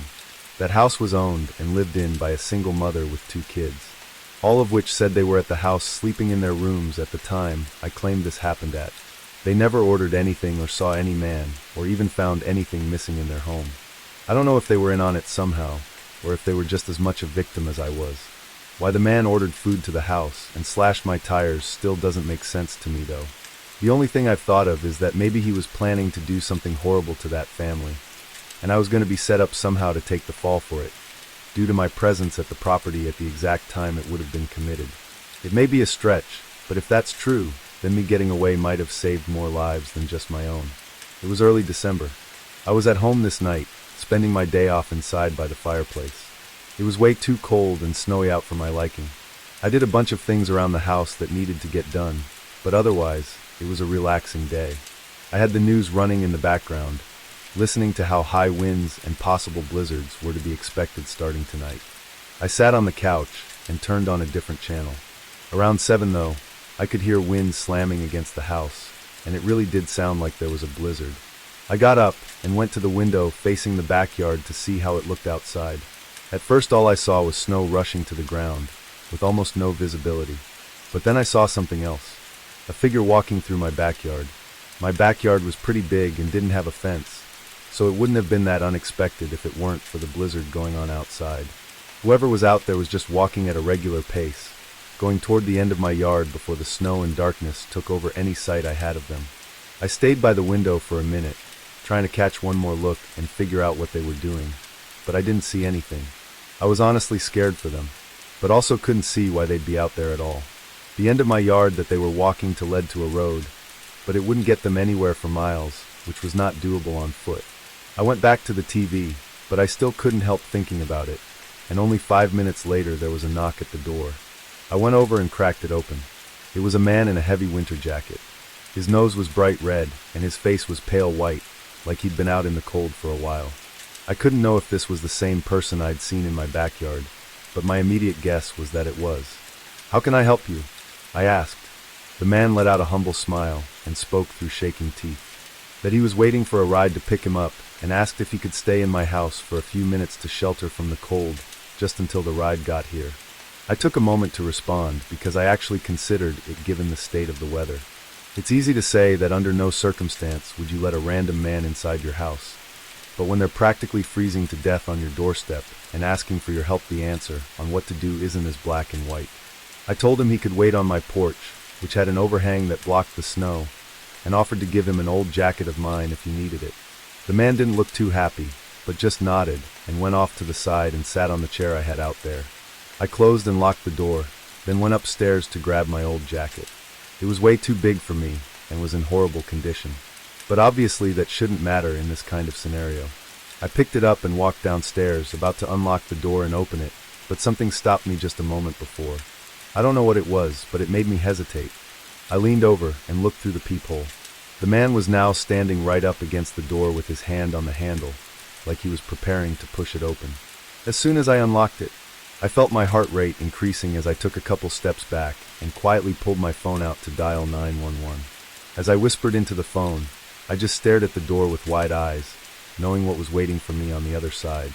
Once the police said they were on their way, I slowly crept over and looked out again. The man wasn't there, out on my porch or anywhere in my front yard. He was just gone, like he knew that I had called the police. Nothing else was found that night, and no signs of him ever showed up again. What he would have done if I had opened the door I can't be sure of, but hopefully he never comes back. This happened last January. I had taken a week off of work following New Year's, mostly in hopes that everyone else would be back at work by then, and I could enjoy the week without it being busy everywhere. My plans consisted of shopping around, and really just chilling at my apartment by myself. On this day, I was out driving around in the snow, and going to a few stores, then made my way back to the apartment by 7 p.m. I went inside and cooled off, then took a seat on the couch with some snacks I had just got. I was watching TV, and even dozing off a little bit from the long day out of the house. But then at some time around 8:30, the PA system in my apartment buzzed, meaning that someone was outside and wanting me to let them in the building. I had no plans of anyone coming over, so I had no idea who it was. They buzzed my room again, so I got up and went to the window that faced the front of the building. I tried to not lift the blinds too much, only enough for me to see who it was. At the door to the apartment building was a large man. It was still snowy out and kind of dark, but I could tell he was older, like mid-40s, but I had never seen him before. There were only 3 other people living in the complex at the time, so I was at least familiar with who lived here, and he was not one of them. I also figured that if he did live here, or was visiting one of the other people, then they would let him in. I walked over to the PA system and muted it, then got back to the couch and continued watching TV. I really didn't put any more thought into it, and even dozed off several times in the next hour. Eventually I shut off the TV and went to bed. By then it had to be around 10. I fell asleep just about as soon as I laid down. A few hours into the night, my eyes shot open to a thud from just outside my room. It was extremely loud, but having just woken up to it, I didn't know what it was or exactly where it came from. My heart was racing as I stared across the room at my door, listening for anything else. It was very quiet now, almost like nothing even happened. I got out of bed, slowly moved toward the door, then leaned my ear against it to listen to the other side. It was still quiet, nothing more than the walls creaking from the building. I turned the handle and looked out into the living room, not seeing anything out of the ordinary. The whole place was really dark though, and for some reason I still felt like I needed to be quiet and not make myself known, so I left the lights off as I moved through and looked down the front hallway. The door to my apartment was fully open. I froze up, staring at the open doorway and feeling fear run through my whole body. It almost didn't seem real. I took a few steps back, staying quiet, and made my way back toward my room, and now on the other side of the door, I could see a huge dent in the wood right by the knob. Once I saw that, I ran in and locked it behind me, then called 911 while hiding in the closet. I was sure that whoever it was had to be somewhere inside my apartment still, and it would only be a matter of time before they get into my room. But as I waited for the police, the apartment stayed silent. Whoever had broken into my apartment was gone. Even the police couldn't find anything to help in finding them. What they think happened is the intruder tried buzzing all the other rooms as well until one of them was nice enough to let them in. Once he was in the main stairwell, it's not really clear why he chose to go for my room. Maybe they thought it was empty. What's really strange is the dent on my bedroom door, which was likely the source of the thud that I'd woken up to. But it was just one single hit, not looking like a real attempt at breaking the door down, but more like something out of frustration before he left. I still live in the same apartment, and nothing else has happened. Who it was and what they wanted is unknown. I was visiting my family for the holidays last year. They live 15 hours away, and I usually try to tough it out in one long drive.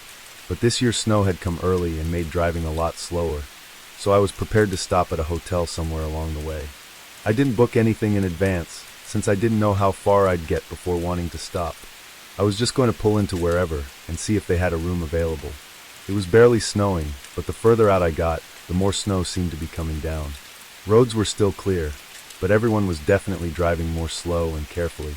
Around 8 hours into the drive, I still hadn't made it halfway there. I was getting frustrated as it was already 9 p.m. and it was just taking so long. I should have been over halfway there at this point. But now I felt like I had to keep going so that my drive tomorrow wouldn't be even longer. The snow had let up a little bit, but it still had accumulated on the road because there were no plow trucks. I drove as long as I could, making it to 12 a.m. before deciding I'd had enough and needed some sleep. I pulled off the next exit and into a small motel parking lot. It was a long one-story building with 10 or so rooms. As expected, it wasn't the nicest looking place. The outside looked really old, and even the lights on the sign were dim and half burnt out. I parked in a random place near the rooms and got out, walking up to the main entrance area. Inside it was a very small room with a front desk, but there was a sign propped up on the counter. It said, "Be back in 15, with a little picture of a coffee cup on it. The chances of me arriving while the worker was taking their break just showed my lack of luck on this drive. I walked out and back to my car, but this time when I looked around the parking lot I noticed something that I hadn't before. It was completely empty. I stood there in the cold and looked for a minute and didn't see a single car, and from it didn't look like any cars had even been in the parking lot tonight. I got back in my car and turned on the heat to warm up while I waited. Seeing no cars and nobody at the desk had me second guessing whether the sign was actually for someone taking a break. There were no places within 15 minutes anyway, so I don't know where they could have driven off to if they were taking a break. I sat back and tried to think of what to do next, but my eyes and head were so tired, and I ended up passing out in my seat. When I woke up, a few hours must have passed. The snow had started pouring down again, and the wind was making my car sway. I sat up and looked toward the front entrance of the motel, but immediately made eye contact with a man peering in through my window. I jolted back as he stepped away and yelled something toward the parking lot. I looked behind him, seeing a truck on the other side. Another man got out of the driver's side and started walking up. The one by me then walked around my car, trying all the door handles. I snapped out of it and put my car in reverse, trying to back out, before the wheels spun under me. Now the men were moving quicker, one yelling at the other to come over to his side and break the back window. I continued moving my car back and forth, trying to get through the thick patch of snow, but the sudden shattering of the back window only made it harder. I was trying everything now, as one of the men was reaching in for the door handle, and just when he put half of his body through the window and opened the door, I finally got traction and spun the car around. The man fell out, and the other tried to get in his truck to follow me, as I turned the car and made my way out of the parking lot. Once I was back on the road though, they stopped following me. Although I don't feel like it was entirely my fault, I definitely should have not let myself fall asleep in that parking lot, especially in the middle of nowhere like that. What those men had planned could have been anything. They were obviously prepared though, and it almost seemed like they knew that this motel parking lot was an easy place to target people. But whatever it was, I'll probably never know. I worked at a retail store in my 20s as an overnight lead. It wasn't one of your regular big chain grocery stores. It was a local place with only about 8 or 9 locations. Most nights I'd have an overnight stalker to help out, but it wasn't uncommon for me to spend the whole shift alone. Again, not the biggest store, so it really wasn't a very intense working environment. A lot of the time I'd find myself working slow, just so I wouldn't run out of things. This was one of those nights where I was alone and working at a steady pace. At the beginning of my shift, I loaded up some boxes and moved into the aisles to start stalking. It doesn't take much mental effort, so my mind was elsewhere and just thinking about random things, not really paying any attention. I went through about 3 aisles until a knock at the front entrance made me jump. I almost didn't even realize what it was because I was so spaced out, but once I did I got really confused. I heard them knock again, loud enough to echo through the store. I walked down to the end of the aisle and looked through the large front windows, seeing a man in a hood standing at the doors. I went up to the other side. The man looked at me, but didn't say anything. I pointed at the sign on the door. "We're closed." "Sorry," I repeated. The man continued to look at me for a few seconds, then turned and walked away. I watched him walk until I couldn't see him anymore, but it didn't look like he had parked anywhere. The whole thing was odd to say the least, but I figured he was just at the wrong place or something. I went back to what I was doing, stocking up the shelves and eventually forgetting about the man. By 2 a.m., I had gotten through half of the aisles and was ready to take my lunch break. I left the boxes where they were and went to the break room on the other end of the building. I was in there for probably a good half hour before I tossed the rest of my lunch and went back to work. I walked through the store and to the end of the aisle I was working on, but just as there was a man walking past the other end. He looked like he was just walking across the store, not having noticed me. I froze in place, feeling that instant rush of fear. Now listening intently, I could hear the man's footsteps move toward the side of the building I'd just come from. So I moved into the aisle and hid behind the shelves. The footsteps sounded like they went toward the break room, but just before I left the aisle to try and run and get help, I heard the man rushing out of the room. The footsteps were now sprinting through the store, getting closer and closer. I ran for the other end of the aisle, looking back and seeing the man turn in and start running at me. I ran for the front door, getting my keys out and trying to unlock it with shaky hands. The man appeared at the end of the aisle, just as I got it open. And just as I stepped out of the building, I saw a bright flash in the corner of my eye and heard a pop sound that made my ears ring. A gunshot, so loud I didn't even know where it landed, but I sprinted for my life around the building. I made it to my car and hid in the back seat as I called 911. From what I know, the man didn't follow me outside. He was gone by the time police made it to the store, but they found the back door to be busted open along with some heavy tools sitting next to it. The most terrifying of their findings was the hole created by the gunshot sitting right to the side of the front doors. Why the man broke in and was so aggressive, targeting me like that, is unknown. From his behavior, the police seemed to think it was some kind of mental breakdown or psychotic break, not having any real reason to target me specifically other than the fact that I was alone. I no longer work there, but I can tell you that for the years following that incident, I was on edge every single night. It was a snowy night when I pulled into the parking lot of my gas station. I worked the overnight 11 to 7 shift and had been at the job for several months before this. I really didn't like this job, but finding somewhere else to work was really difficult, and due to how some things were in other aspects of my life, night shifts were the best for my personal schedule. Still though, I went in tired every night and struggled to get through every shift. I parked in front of the building beside the only other car in the parking lot, which was my coworker's. Then I went inside and relieved him of his shift. He left a couple minutes later, and then it was just me for the rest of the night. My manager had a paper on the desk with some things to get done, but from reading it over it wasn't all that much. My guess was that it would take no more than an hour total to complete all the tasks, so I tried to put it off as long as possible, to save me from falling asleep once I started getting really tired. But as I sat there behind the desk, and somewhere around 12 a.m., a car pulled into the station. I glanced out the window, seeing an old SUV parked by one of the pumps.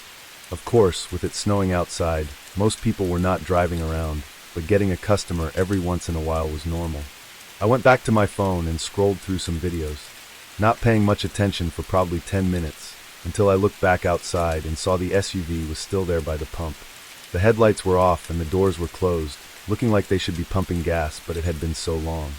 I stood up and got closer to the window, looking down both sides of the building, but nobody was anywhere outside. If they had been in their car for the past 10 minutes with it off, they'd have to be. It was snowy, windy, and cold, so I honestly got a little nervous for them. I paid more attention for the next few minutes, waiting to see any movement through the dark windows or for someone to get back inside their car, but there was nothing. It was like the car was just abandoned right next to the pump. After some thought, I put on my jacket and went outside. Immediately, I knew I was right. It was way too cold for anyone to be in there with the car off, or for anyone to even be outside for more than a few minutes. I rushed over to the car and looked around, then put my face close to the window and tried to look inside. "Hello? Anyone in there? Just checking to see if you're okay." I called out, but from what I could see, there wasn't anyone inside. It wasn't exactly easy to see, so someone could have been, but I was pretty sure there wasn't.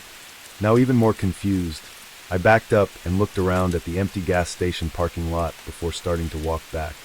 Now with my eyes not focused on the car, I was just looking at the ground and noticed shoe prints in the snow going toward the building.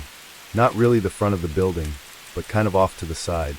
I looked back, saw that they seemed to come from the car, but at this point I was freezing and didn't want to investigate further without warming up a bit first. I sneaked inside and turned on the small heater next to the counter, putting my hands in front of it to warm them up.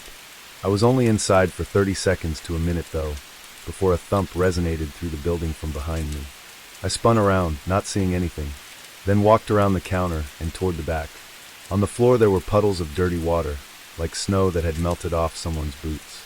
Feeling a chill run through me, I stepped closer to the back room and turned the corner toward where the supply room was. Standing in the dark behind one of the shelves, I could see the outline of a figure.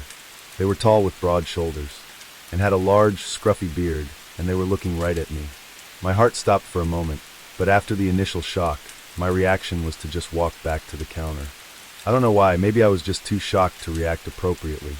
After staring at the doorway to the supply room, for I don't even know how long, I quietly picked up the store phone and called the police, whispering for help. Then I endured the most unnerving 10 minutes of my life as I waited.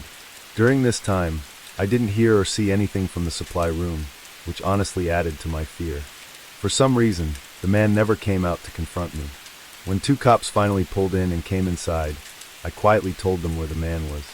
They searched the room while I stayed by the front, but I was shocked when they came out with nobody else. The man was gone. Watery shoe prints surrounded the back door, but outside were fresh tracks in the snow going straight away from the gas station, straight into the completely dark, empty field that led on for miles. Obviously, nobody could search that at night, but even when they did in the following days, they didn't find anything. I mean, the field was huge. He could have gone anywhere, but it was so cold and windy that night that I was almost sure that they'd find a body. The SUV was taken in for hopefully more information. I don't know how or why, but for some reason they couldn't find any history of ownership, so that left us with just what we know from that night, and we are still left with just that. Who the man was and what he was doing remains unsolved, and where he is now is just as much of a question. I do deliveries for my local Papa John's. I'm in college, so this is just one of the few jobs I could choose from. A few of my friends work here too, but we're all delivery drivers, so even when we have the same shifts, we don't really see each other. Anyway, this happened to me last December while I was picking up some extra shifts before Christmas. This night, it was snowing a good amount, making deliveries take longer than usual, while also getting more deliveries than usual. I was never too stressed about work, though having to go non-stop for hours on end was definitely not as enjoyable. At 9:30, I grabbed my next set of orders to deliver and got in my car to get the directions up. I had 2 orders and the houses were just 5 minutes from each other, but they were both pretty far from the shop. They were 15 minutes away, which was more like 25 minutes in this weather. The first part of the drive was normal, but then it began taking me toward the less visited part of town. The houses here were older, and most of the shops in the area had closed. Nobody ever came around here unless they lived here because it was so old and just wasn't up to today's standards. After 20 minutes of driving, I pulled into one of the neighborhoods and drove down the road toward the first house.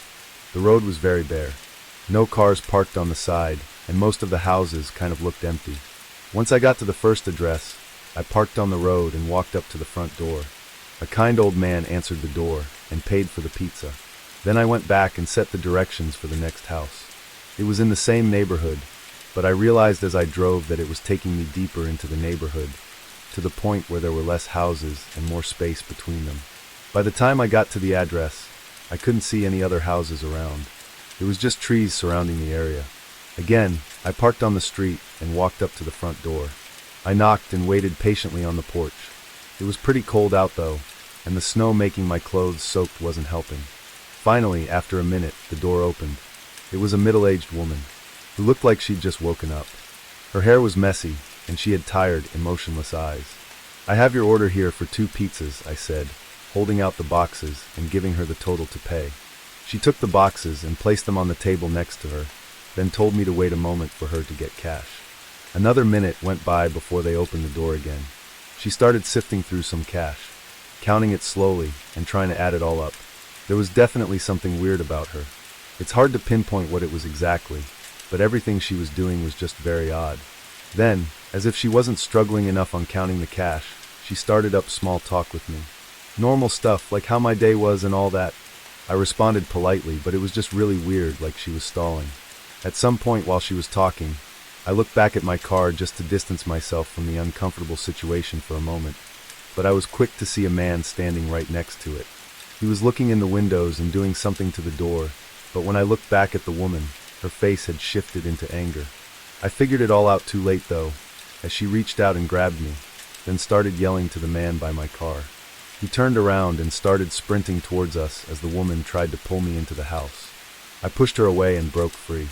Then my instincts took hold of me, and I sprinted into the trees. I could hear the man's heavy footsteps crunching in the snow behind me all the way through the forest, until finally they started to fade away. After 2 minutes of sprinting, I stopped to catch my breath. Luckily, the moon was lighting up the forest enough for me to navigate through it and back to one of the streets in the neighborhood. I called 911 once I got service, and after 10 minutes of waiting in the cold, an officer arrived. Another patrol car went to the house, finding the man outside in the act of trying to break into my car. To keep things from dragging on, basically the motive was likely due to the couple running out of money and resorting to robbing my vehicle. The whole distraction was so that the man could rob my car without me ever knowing. But since I saw what he was doing, it's not really clear what they would have done. Maybe they would have just let me go, but it's obvious I would have reported them, so I don't think it's likely they would have. I'm just thankful for getting away unharmed, and for being the first victim they tried it on before getting arrested, and never having the chance to do anything to anyone else. This was just last winter in early February. I was driving to my next door dash order. I was a bit tired as I'd been driving for the last 4 hours, and it was almost 12 a.m. After this one, I was definitely calling it a night and heading home as I was worried about getting sleepy on the road, especially with all the ice and snow. I was driving down a fairly empty road though. It was a side road that connected 2 of the main towns in our city, but there was a 5-mile stretch that had nothing. No buildings or houses or anywhere to stop. As I was driving down this section, I don't really know what happened, but I just got hit with a wave of tiredness that made me lose focus on the road for just a few seconds. But that was all it took, I guess. I hit a patch of ice and slid toward the side, and although I fully woke back up at this point, it was too far gone. I tried to steer back onto the road, but my car just slid straight off and into the small ditch between the road and the woods. It wasn't a bad crash at all since the snow lightened the impact, but it still made me a little shaky, and I knew right away that it was going to be impossible to get out of this. My car was stuck on the incline of the ditch and in thick snow. I didn't even bother getting out to try and see how bad it was, though I did test my luck at trying to maneuver the car to get some traction. But if anything, I just made it worse. In the middle of trying to figure everything out, I noticed a car's headlights down the road. At first, I thought it was just a car passing by, but after a few seconds, it was clear that they weren't moving. Someone must have just been parked down the road with their headlights on, which I found to be a little unnerving at the coincidence of it being on this long, empty road. They weren't close enough to have stopped to try and help me, but they weren't far enough either to not see my headlights. I pulled out my phone and called my dad, knowing he'd still be awake and hoping he'd be able to help me. I'd never been in a situation like this, so I really didn't know what to do. He said he would call roadside assistance and then drive down to wait with me. I thanked him and felt relief knowing he would be down here in just a few minutes. I looked back out on the road, looking for the headlights from the car I'd just seen, but now they were gone. It was too dark to see anything that far without lights, so I didn't know if they'd driven away or were still there and had just turned off their lights. It started to creep me out the more I thought about it. I kept my eyes down the road, not looking away for more than a few seconds as I began getting paranoid. It was something about the silence as well that made it more uneasy, only hearing the wind outside my car and nothing else. Then after 3 minutes of waiting, I saw a figure walking toward my car. He was down the road, coming from the direction where the headlights had been. I watched him as he slowly made his way through the snow, getting to just about 15 feet from the front of my car. Then he stopped. He stood there in the snow, facing me but not moving. I couldn't see much of him as he had a hoodie covering his face, but the way he just stood there in my headlights started to terrify me. After a moment, I honked my horn softly a few times, just to let them know that I was in the car and that I could see them. They still didn't move or acknowledge me. But just as I was pulling out my phone to call my dad again, the man turned around and walked away, disappearing down the road. I still called my dad to let him know about this really strange person that was out here, and he said he was just a minute away. I stayed on the phone with him this time, and only 30 seconds later, I saw headlights turn on down the road and begin moving toward my car. Once they were right across the road, they parked and turned off their lights. I couldn't see over the ditch, but I heard a door open as I yelled through the phone what was going on. But then my dad's car pulled right in front of my view and screeched to a stop. I heard him yell at someone as they got back in their car and sped away. They didn't come back, but my dad said the guy was holding something in his hands that looked like he was going to break into my car with. Everything went okay after that though, and the car ended up not even having much damage to it. I'm not sure what was about to happen that night, but I know I'm really lucky to have not found out. I work as a mechanic for a car shop in my town. It's a locally owned and run repair place that started up many years ago. The shop runs out of an old warehouse and has a bunch of broken down cars and pieces of cars sitting outside in what we refer to as the scrapyard. It's just the name we give it. Most of the scrapyard is just cars waiting for parts. Anyway, my job for the past 2 years has been to order and keep track of stock that goes in and out. And the best time to do this is when it isn't busy, so overnight. I guess I kind of doubled as a security guard too, because it wasn't uncommon for crazy people and teenagers to jump the fence and try to mess with or steal stuff from the scrapyard. On this night I got into work at 8, talking to my boss for a bit before he left, and then it was just me in the warehouse. It was raining outside, so inside the building it was really noisy, but also calming in a way. I did my usual routine of going through the orders that the mechanics had sent in and checking what had been used during the day. There was nothing out of the ordinary, but 2 cars needed to order very specific parts, and for one of them, the mechanic didn't write down the model year, which sometimes can be really important. I got up from the desk and walked through the warehouse looking for this gray Nissan Versa, so I could confirm what part to get, but as I got to the end of the warehouse, I still didn't see it. I sighed, knowing it had to be in the scrapyard, which of course was on the one day that it was raining out. I went back to my desk, and after a brief coffee break, I grabbed my jacket and flashlight and went to the back door. The rain seemed to have picked up since I was last outside, but in the distance, I could see the car I was looking for hiding between a few other vehicles. I stepped out into the rain and started walking over, turning on my flashlight. As I got about to the center of the scrapyard though, a sudden movement from something in front of me made me stop in my tracks. It was at the edge of the light, and I wasn't exactly paying attention, but it looked like a person moving from behind one of the cars. The rain covered up any sound I would have heard though, so I just stood there and held my flashlight up, waiting for any more movement. "Hello, I saw you already. Just get out of here," I yelled, hoping it was just some kid messing around. I took a few steps closer to where I'd seen them and yelled again for them to leave the property. I didn't see anything, so I moved closer and started to look around the whole area, but whoever was there must have left already. Honestly, I was relieved that I didn't have to call the cops or do anything drastic. I quickly walked over to the Nissan and got the model year, then jogged back to the warehouse and went inside. I took off my jacket and sat back at the desk, filling out the rest of the info and sending through the order. I was there for another half hour, filling out more of the order requests. Then I had to do the stock counting in the actual warehouse part of the building. By then it was probably 12:30 or 1 a.m. I walked along the shelves and checked what everyday products and parts had been used up. While making my way down the first set of shelves, a sudden thud rang through the warehouse, and then the lights went out. I stood with my eyes wide open, staring into the abyss of dark. I couldn't see anything, but between the sound of the rain hitting the roof, I could hear footsteps walking through the building. I stared in the direction of where the sound was coming from, and could immediately tell that they were coming toward me. I didn't know what to do. At this point, I was sure that whoever was in here had shut off the power, but why they were here I didn't know, and without any light, I couldn't even run away. All I could do was listen to their footsteps grow louder as I stared into the pitch black, hoping they didn't know where I was. They were only about 10 feet away when I heard them stop.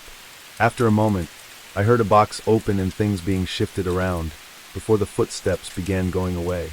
I was holding my breath the whole time, and after 30 seconds, it was completely silent.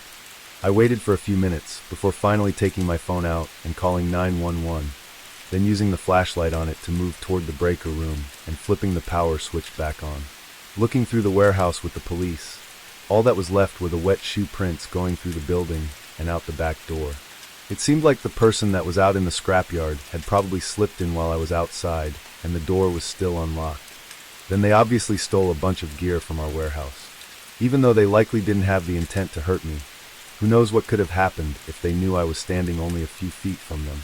And without me ever getting a look at them, there's a chance that they came fully armed and willing to do anything. This happened last year. It was the beginning of spring, and we were going through a rainy month where pretty much every day there was some kind of downpour, either light drizzling or full-on storms. I do deliveries for a popular restaurant in my area, so rain isn't the most amazing thing when I have to be running through it all the time to pick up and drop off orders. This night started as any other. I got to work at 6 and drove around a couple orders before getting one to deliver somewhat far away. It was 10 miles out from our restaurant, going into the more woodsy part of town. It wasn't all forest or anything, it was just more spread out and less densely populated. The roads were all covered by trees, and most neighborhoods weren't visible from the main roads. While driving though, there was only one car behind me. Not in a weird way, but that's just how empty the road was. But once I got maybe 2 miles in, a beam of someone's headlights in front of me came out of nowhere, revealing a car in the middle of the road, swerving to a stop. I slammed on my brakes as the car was now sideways, blocking the whole road. The guy behind me did the same, stopping so close to me that I was surprised we didn't collide. I looked up at the car in the middle of the road. It was a beat-up looking sedan, and they had their brights on still, making it too blinding to see who was in the car. I'd say that whoever was in there had to have been falling asleep at the wheel, or just not paying attention, but they seemed to have intentionally left their headlights off until the last second when they swerved into the road. I didn't see where they came from. It was too dark, so I'm not sure if they were just driving down the road, or if they came from the side of the road. The car behind me laid on their horn, clearly frustrated by whatever this was. I probably should have been more skeptical, but in the moment when something crazy like this happens, it's hard to think straight. Either way though, the car behind me was too close for me to move back, and the car in front was blocking the whole way forward, so I couldn't go anywhere unless one of them moved first. He stopped and got out of his car. I looked in the mirror, seeing a large man begin walking through the rain. He looked furious as he passed right by my car and walked up to the other. He stood at their window, angrily yelling at whoever was in there, but with the rain I could barely hear what he was saying, and I couldn't hear anything at all of what the other person was saying, if they even were responding. I saw the man outside, bang on the window a few times as he yelled, but then he suddenly stopped and went quiet. He slowly backed away from the window, then nervously walked back to his car. As he was getting in, the driver's side of the other car opened. A man stepped out, wearing a thick hoodie that covered most of his face. I was now getting really freaked out and still had no way of leaving, other than running out of my car and into the woods, which was probably a terrible idea. So I sat there and watched as the man quickly made his way up to the car behind me. But just as he got to the door, the car floored it backwards. Their tires screeched as they slid against the pavement, losing control and sliding off the road. They made it past a few trees before eventually slamming into one further into the woods. A man that was still on the road turned and looked at my car, making eye contact with me in my side mirror. Horrified, I put my car in reverse and pressed on the gas, backing out past him, then turned around and sped off. I obviously called the police, but still had no idea what was really going on there. That night, an officer got to the scene about 15 minutes after I'd left, and the only thing there was the car wedged in the woods against a tree. The other car was gone, and neither of the men were there. I think we can all assume what probably happened without even having any reasoning to go off of, but there's still a million questions that need answers. All I can say is that if the other guy behind me wasn't there, I likely would be in his place right now. This only happened a few months ago. I recently moved into a very small one-story house that was close to my place of work. I used to have to drive almost an hour every day, so this move was really nice. The only thing was that I'd never really been anywhere in the area outside of where I worked, so it really was like moving to a completely different place. Anyway, this night I got off at 6 and drove straight home. I had to work again the next day, so I wasn't planning on doing much, probably just chill and eat for a bit, then get in bed. I pulled into my garage and went inside, warming up some leftover pizza in the oven. But while it was heating up, there was a ring at my doorbell. It actually made me jump because I hadn't heard the doorbell before, but I had no idea who would be here either. I walked down to the front door and looked. It was a woman. She looked maybe 50 and had long gray hair. I opened the door. "Hi, how can I help you?" She smiled wide and said she'd noticed I'd moved in recently. We talked for a minute as she asked about where I came from, if I had a wife or kids, and all that random small talk. Then she said good night and walked off. I never really had the chance to ask her who she even was, but I assumed she was just some old lady that lived down the block. But something about her though just felt off. I don't know how else to describe it, but I wasn't sure if there was actually something off or if it was just because she was old. I went back to the kitchen and got my pizza, then sat on the couch and started looking for a good video on YouTube to watch. I found some random commentary video to run as background noise while I ate, but only 10-ish minutes passed before I noticed a noise from outside. I paused the TV and listened, realizing it was an idle car engine, but it was really loud. I got up and looked out the front window. There was a car parked right in front of my house. It was running, but all the headlights were off. I looked down both sides of the road, seeing the whole street was empty with tons of other places to park, yet they had chosen right in front of my house. I watched the car for a couple minutes, but with no changes, I went back to the couch. A whole half hour went by with the car's engine still being audible right outside the house, until it suddenly shut off. I paused the TV again and listened, not hearing anything else. After a minute, I got up and walked over to the window, looking out and seeing the car exactly how it was before, except it obviously wasn't running anymore. Again, nobody else was outside. It was just this one car. I shut the blinds, just to make sure nobody was watching me for some reason. Then I went back to the couch and started cleaning up. But there was only a moment before a quiet thump sounded from the other side of the house. Already feeling a little on edge, I walked over to the hallway and looked down toward the kitchen. For a split second, I saw the shadow of someone walking away from the back door, as if they'd noticed me and were trying to hide. Their footsteps quickly ran around the house toward the front, and when I looked out the window, I saw a man getting inside the parked car, driving away immediately. The first thing I did was go to the back door and open it, trying to figure out why he was out there. And it only took me a few seconds to notice that the handle on the outside was really loose, like they had been trying to take it off. Even just by pulling the flimsy handle a bit to the side, I could see the inner workings of the lock in the door, meaning he probably would have been able to unlock it, and he was only moments away from getting inside my house. I can't say for certain if the old lady from before had anything to do with it. I know it sounds strange that she would, but I thought about the questions she was asking me, which all had to do with whether anyone else lived with me. Maybe she was getting information to know if I was a good target for whatever they planned. It's been a few months since, and I've never seen her or the man again.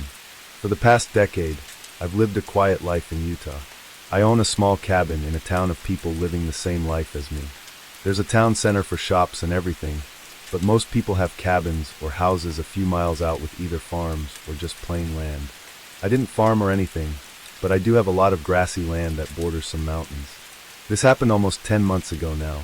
It was around 8 p.m. one night, and I was sitting outside by the fire pit on my laptop. I did this almost every night, except when it was snowing out. It was always a calming way to end the evening before going to bed. But this night was different. I was out there for an hour, really zoned in on my laptop, when through the crackling campfire I heard something in front of me. I lifted my head, seeing a man standing on the other side of the flame, maybe 15 feet across from me. The man looked like a typical guy in his 40s that lived around here, big and rugged, with a large gray beard. I stood up from my chair. "What are you doing here? Where did you even come from?" I said, trying to hide the shakiness of my voice. The man stared at me with a look I'd only assume was that of someone about to do something terrible, but then he looked past me at my house. I kept my gaze on him as he began walking toward the front of the cabin. He went up to one of the windows and quickly peered inside, saying something under his breath as he turned and started to walk away. I called out again, asking what he was doing, and threw in some unfriendly words, but the guy just ignored me. He walked down all the way to where the grass met the trees, and then he was gone. It was completely insane. Some guy being out here right by my house was no accident, especially not at this time of night, and the way he was acting was beyond strange. It was like he was looking for something, and had no fear of intruding on me. I put out the fire right away, and went inside, locking up the cabin and getting my sidearm out just in case.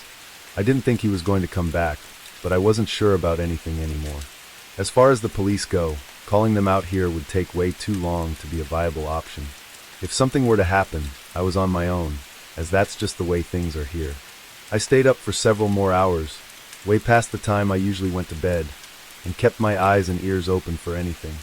I don't remember the time, but it had to be at least 1 a.m., maybe even 2 a.m., when I finally passed out on the couch. I was trying my hardest to stay awake, but it just didn't happen. When I woke up, though, there was an unusual, constant sound. Wind blowing through the house. I sat up, still confused and tired, and looked over at the front door. It was wide open. I jumped up and ran to the door, looking outside in all directions, but not seeing anything in the dark. I slammed it shut and locked it, then turned around to face the possibility of someone being inside my house. I stood there by the door for an entire minute, listening for any sounds of someone being inside. It was a small cabin, so even something like heavy breathing might be loud enough to hear, but it was dead silent, only the creaking of the wood from the wind outside. I slowly stepped through the hallway and into each room, checking every corner and opening every door, but nobody was inside. After that, I stayed up all night, and as soon as the sun came up, I drove into town and filed a report with the police, making the assumption that the man I'd seen that night was likely the one who'd broken into my cabin. The one issue with all of it is the motive. There were a few odd things missing, which meant he definitely had broken in and walked around the house while I was passed out, but nothing they took was worth any real value. And of course, they didn't harm me either, so what they intended is still undetermined. And without knowing why they came to my cabin, there's no saying whether or not they'll come back. I was working late one night in my office, trying to finish writing a report that was due in a few days. I had some tea to help keep me energized, and was trying to get it all done as fast as possible. Staying up late was a regular thing I had to do for work, and it's always been difficult for me to maintain focus once I start getting tired. Anyway, as I worked in my office, and somewhere around 11, there was a knock at the front door. I got up and looked down the hallway. I didn't know why anyone would be at my door at this time.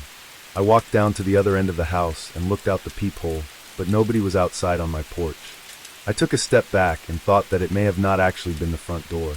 I was so focused on work and was on the opposite side of the house, so when I heard the light knocking sound, I just assumed it was someone at the door. I didn't know what else it could have been, but I just went back to my office and started working again.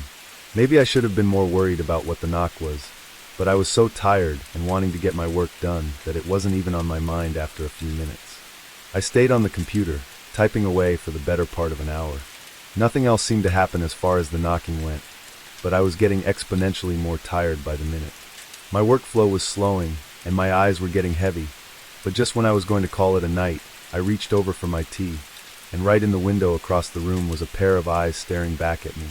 All I could tell from the moment was that it was a man, but he quickly ran away from the window after I saw him. My heart was pounding in my chest, and I just sat there with my eyes locked on the window. It was so unexpected, I was almost in a daze. After a moment, I stood up and ran over to cover the window. I didn't know who that was or why he was looking into my house like that, but it being almost midnight made it all the more terrifying. I left my office and went to the front of the house, looking out the peephole again to see if they'd gone to my front yard, but I didn't see him. I then went to a window on the back of the house and looked around. But again, there was no one out there.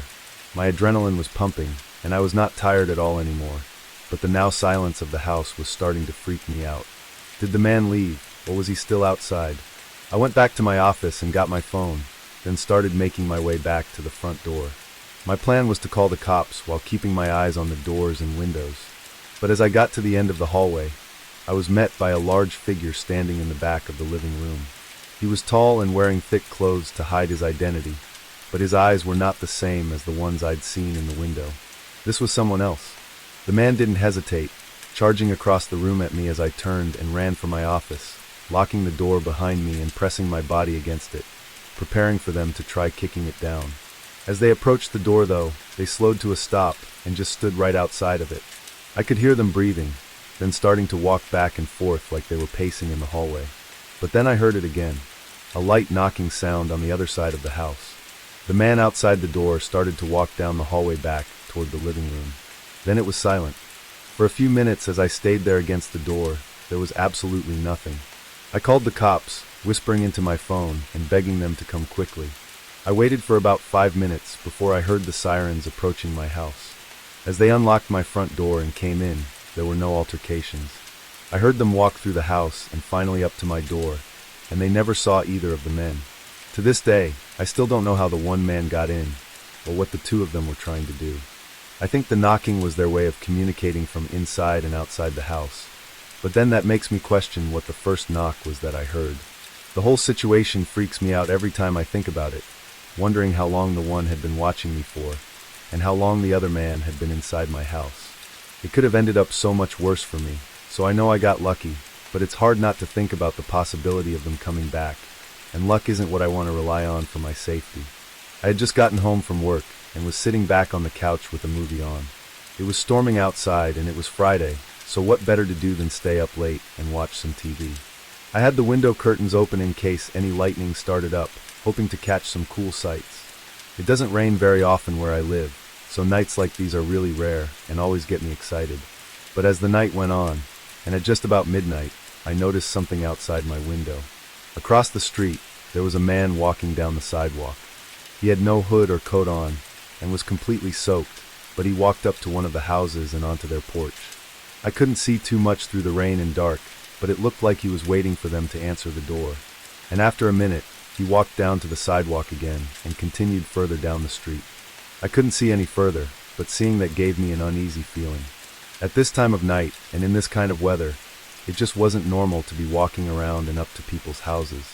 I closed the curtains by the window, just so that if he did come to my house, then he wouldn't see me inside and expect me to answer the door. But only 15 minutes passed before there was a sound outside my house. Someone was walking up my driveway and up to my front door, but there was no knock or doorbell. I heard them moving around, walking across my porch and near one of the windows, then going back to the door. By now, I was really confused and wanted to look out the peephole, but was worried that they'd hear me. I waited, and after a minute, there were no more sounds. I quietly walked up to the door and looked. It was the man I'd seen earlier, and he was still there, standing at the edge of my porch looking at the door with a blank face. I watched him for a few seconds before I got really creeped out and backed away. It was now that I started to think calling the police would be worth it, especially if he was going around to other people's houses and doing the same thing. I turned to get my phone, but then there was the sound of footsteps departing. I looked out again, and he was gone. After giving it some thought, I felt that this was still too creepy to not inform the police about. Whatever that man was doing was not normal. I called and let them know about it. They said they would send an officer to patrol the neighborhood and see if they could get the man to stop or explain what he was doing. But that was about all that could be done at the time. I thanked them, then hung up and checked out the door one more time before going back to the couch. The whole thing had really worn me out though, taking away the relaxing night and just making me exhausted. I shut everything off and went upstairs to get in bed, but as I got in and turned off the lights, a thump sounded from downstairs. I sat up, and then it came again. It was loud, like someone smashing something against the wall. I got up and ran to the top of the stairs, and now hearing it for the third time, I realized it was at the front door. Someone was hitting something against it, like they were trying to forcefully break it down. I walked down a few steps and looked over, seeing the door violently shake every time they hit it. It looked like they were just a few hits away from breaking it down. Now absolutely terrified, I locked myself in the bedroom and called the police again. The operator said that an officer was in the neighborhood and would be here in just a minute, but through their voice, I heard wood shatter and the door slamming against the ground. Footsteps quickly moved through the downstairs, going into every room without stopping. Then they began moving up the stairs, but were cut off by the officer pulling in and running up to the house. The intruder immediately stopped and ran for the back door as the officer came in and yelled at him, and apparently they had trouble getting the back door open in the heat of the moment, so the officer was able to get him down and into the car. The man, who looked like a psycho up close, refused to say anything, like not even a single word, before they drove him off. His intentions were clear though. He was carrying a heavy hammer and had a bunch of zip ties in his pocket. That doesn't exactly sound like a coincidence considering what he was doing. Why he chose to go from my house isn't clear though, but what likely saved me was calling the police that first time. If I hadn't, the officer wouldn't have been in the neighborhood, so close by, and likely would have gotten here too late for me to have ever been seen again. I work 4 days a week on 10 to 12-hour overnight shifts, which means I have to sleep during the day and be up at night at least 4 days a week. However, switching up my sleep schedule on my days off usually causes me to get much worse sleep and just feel tired, so I started sticking to the same schedule all week. I'd usually get in bed around noon and wake up at 8 p.m. It was hard to get used to, but I had to do it for work, and after a few months it wasn't too terrible. On one of my days off a few months ago, I got up at 9 p.m., having breakfast and doing some chores, then went out for a run just before midnight. This was a somewhat normal-looking day off for me. Sometimes I would have my lazy days, but for the most part, I'd try to go for a run within the first few hours of my day. My house is right next to a forest preserve, so I take the same path every time. It's basically just a big loop inside the forest preserve, and I'll go around it as many times as I need before I feel like I'm done. I started going along this trail, looping around 2 full times before a man appeared on the path. When I first noticed him, he was too far down to see well, but it looked like he was just walking. As I started to get closer, though, I realized he wasn't moving. He was wearing a dark sweatshirt and baggy pants, facing my direction as I approached him. When I passed by, he slowly moved his head to follow, like he was watching me. I looked back and saw him still standing there. It creeped me out and had me thinking for a couple minutes, but when I looped around again, he was gone. I don't know if maybe he took a shortcut through the woods. The exit was on the opposite side from where he was standing, though, and he definitely didn't pass me on the path. Him having appeared and left in such a strange way gave me a bad feeling, causing me to cut the run short and head home. I left the forest and jogged through the street to my house. When I got inside, I chugged some water and sat down, only to be startled up by a sound right outside my front door. It was almost 1 a.m., so nobody should have been at my house. I walked up and looked through the peephole. A man was on my porch, and I recognized him from his dark sweatshirt as the same man from the forest preserve. I felt my stomach drop as I watched him just stand there. He didn't knock or ring the doorbell. I must have watched him for a whole minute, seeing the man do nothing more than glance around a few times. I started to get really creeped out, thinking about how he had to have followed me home and was clearly not behaving normally. I walked back to my kitchen and quietly dialed 911, telling them about a possible stalker that was outside my house. After reporting it, I went back to the door and the man was still there. He stood in the same place, glancing around and never knocking or anything for the next 10 minutes. Even when the police car pulled up, he didn't run. He acted like nothing was wrong and gave no explanation for what he was doing at my house or why he'd followed me. Almost equally as terrifying, they couldn't actually hold the guy under arrest because he hadn't really done anything yet. It was clear his behavior was off and something was wrong with him, but it wasn't enough to do anything about it. I don't know why that guy followed me and creepily stood outside my house, but with him behaving the way he was, I wouldn't doubt it if he had something horrible in mind. Sometime last year, I was holed up in my house for a whole day and night. My city had a huge storm come through that put everyone on lockdown inside for almost an entire 24 hours. Houses and roads were flooding, and on the news, there were even reports of wind damaging windows and ripping roof panels off of homes. I was alone at the time, spending the day on my phone, keeping up with the news and just listening to the chaos going on outside. Around 5 or 6, the power started flickering, turning off for just a few moments, then turning back on. Then maybe just an hour after this had started, the power fully shut off. I waited for a few minutes, expecting it to come back on, but after a while, I realized it probably wasn't going to come back until after the storm was over. I sat on the couch and started scrolling through the news again on my phone for any updates, until there was a heavy knock on the front door. It scared me being so loud in the midst of such a crazy storm, but also because I was not expecting anyone to be outside in this weather. I stayed where I was for a minute, debating whether to even see who it was, but then the thought rolled through my mind that maybe it was just a neighbor needing help or wanting to ask if my power was out too. It was still absurd for anyone to be outside, but I went up to the door and looked out, nobody was there. Perhaps I'd waited too long to check, but looking out, a really unnerving feeling came over me. I went back to the living room and opened a window, letting the minimal amount of light in from outside. I didn't have any way to charge my phone, and I didn't have a flashlight, so I kind of just sat there and stared out the window. Then out of the blue, I swear I heard a voice outside. I swung my head around behind me, looking toward where I thought I'd heard it from, but of course I couldn't hear it anymore.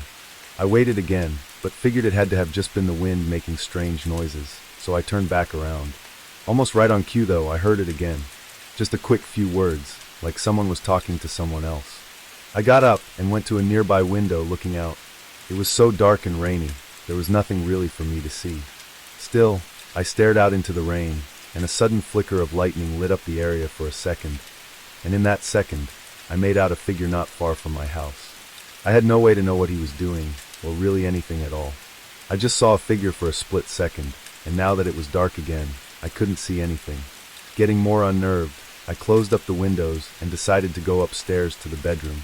Despite this, I was still nervous about the knocking and the guy I saw standing out in the middle of such a brutal storm. It was hard not to wonder what they were doing, or who they were talking to. Hours went by with nothing more happening, just the sound of the storm outside as I sat in the room.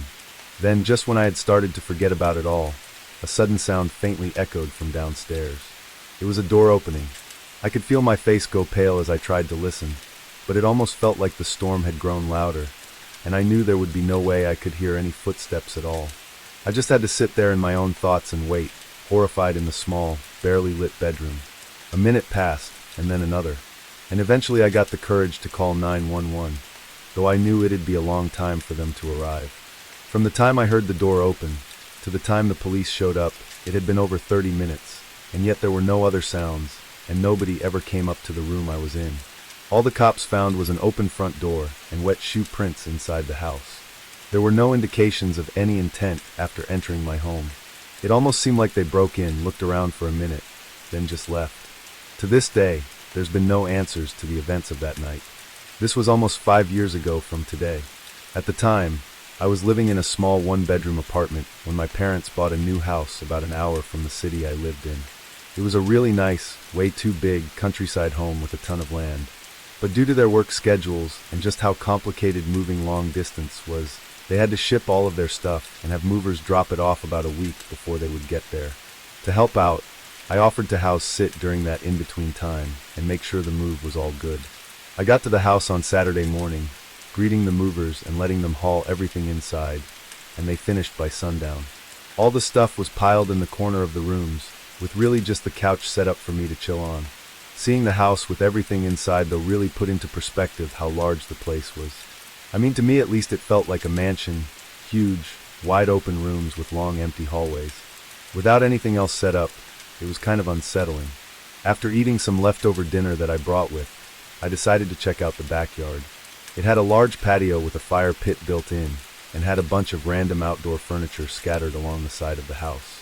I grabbed a small lawn chair and put it by the fire pit, then sat back and relaxed. The night was a little breezy, especially way out in the middle of the open fields, but it was really quiet and peaceful. It was probably around 11, and I was out there for at least an hour or so when just out of nowhere a man appeared in the distance. He was walking way out in the field. I looked to where he came from and saw nothing but open land. Then I looked toward where he was heading and saw the same thing. I watched this man walk all the way down until the fog covered him up, but the whole time I had no clue what he was doing out there. Several minutes went by as I looked out into the fog, still just thinking about this man, when again, he emerged from the dark, this time walking the way he had come before. He was slightly closer this time as well, enough to where it was a little uncomfortable. I ended up going back inside, not wanting to be seen. I stayed in for an hour, mostly scrolling on my phone, but also checking the windows a couple of times and not seeing anything of concern.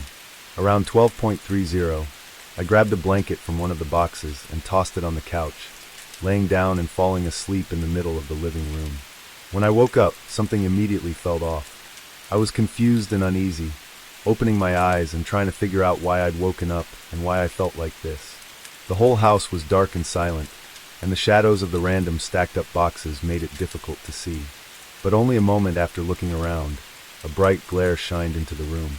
I squinted from the brightness as the light moved around the room, then suddenly shifted away. Opening my eyes again, I saw another small glare moving outside the front window.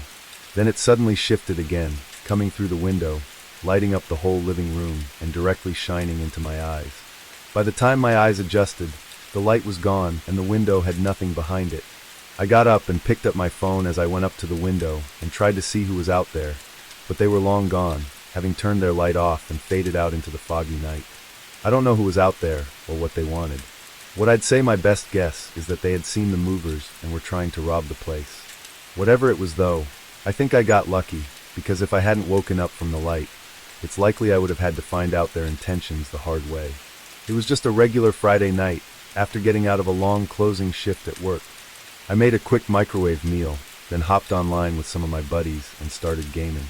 I had an energy drink and some snacks, and was ready to stay up late and enjoy the night. We gamed for a while. I never even checked the time, but at some point there was a knock. At first I just told my friends to hold on, as I took my headset off and stood up. But when I turned around from my desk, I realized how dark it was inside and outside, seeing only the light from my computer. I stood there, understanding now how completely out of the norm it was for someone to be at my door this late into the night.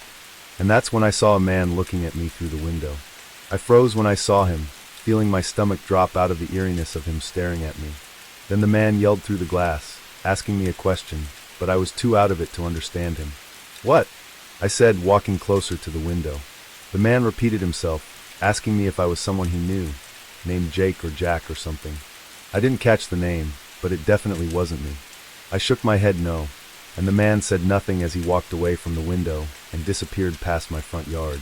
Being a bit shaken, I immediately shut the blinds, then went back to the computer and told my friends about what just happened. They all didn't even believe me at first, but I think they heard the shakiness of my voice as they started asking a lot of questions, which only made me even more creeped out. I took their advice, going around and making sure all the doors were locked, then also locking the windows, which I'd never even bothered to do before. Then they assured me everything was okay, and we got back to what we were doing. A couple hours passed, and honestly I'd completely forgotten about what had happened. I think I assumed that if they were to do something, it would have been right after he'd shown up. But then a loud knock from behind me almost shook me off my chair. This time, it was definitely from the front door.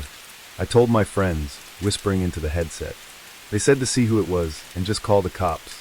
Doing as they said, I quietly walked over to the door and looked out onto the porch. It was him again, standing there and waiting for me to answer. I watched for a minute, and oddly, he kept looking to his right as if he were looking at something or someone. I backed away and got my phone, calling the cops and whispering to them what was going on. Another knock came as I made my way back to the door and looked out, seeing the man looking off to the side again. Then he made a small gesture with his hand before knocking one more time. But the night was quiet enough for me to hear someone else's footsteps moving around to the side of the house.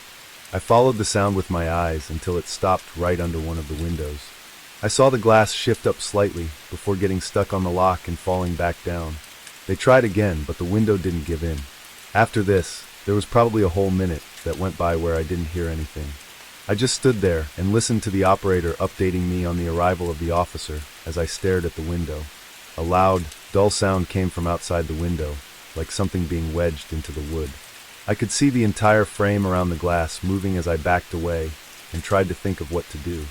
But suddenly, a set of footsteps ran from the front door to the side window, followed by both of them running away. Only a moment later, I saw the flashing red and blue lights coming through the windows. As for what happened afterwards, there wasn't much. Police had nothing to really go off of. I gave them a detailed description of one of the men, but that just wasn't enough. However, it's been over a year since that night, and there's been no signs of them having ever come back. Interested in more real-life mysteries? Be sure to like and subscribe to our channel. Leave me a comment and I'll read you. Enjoy life because there is only one life.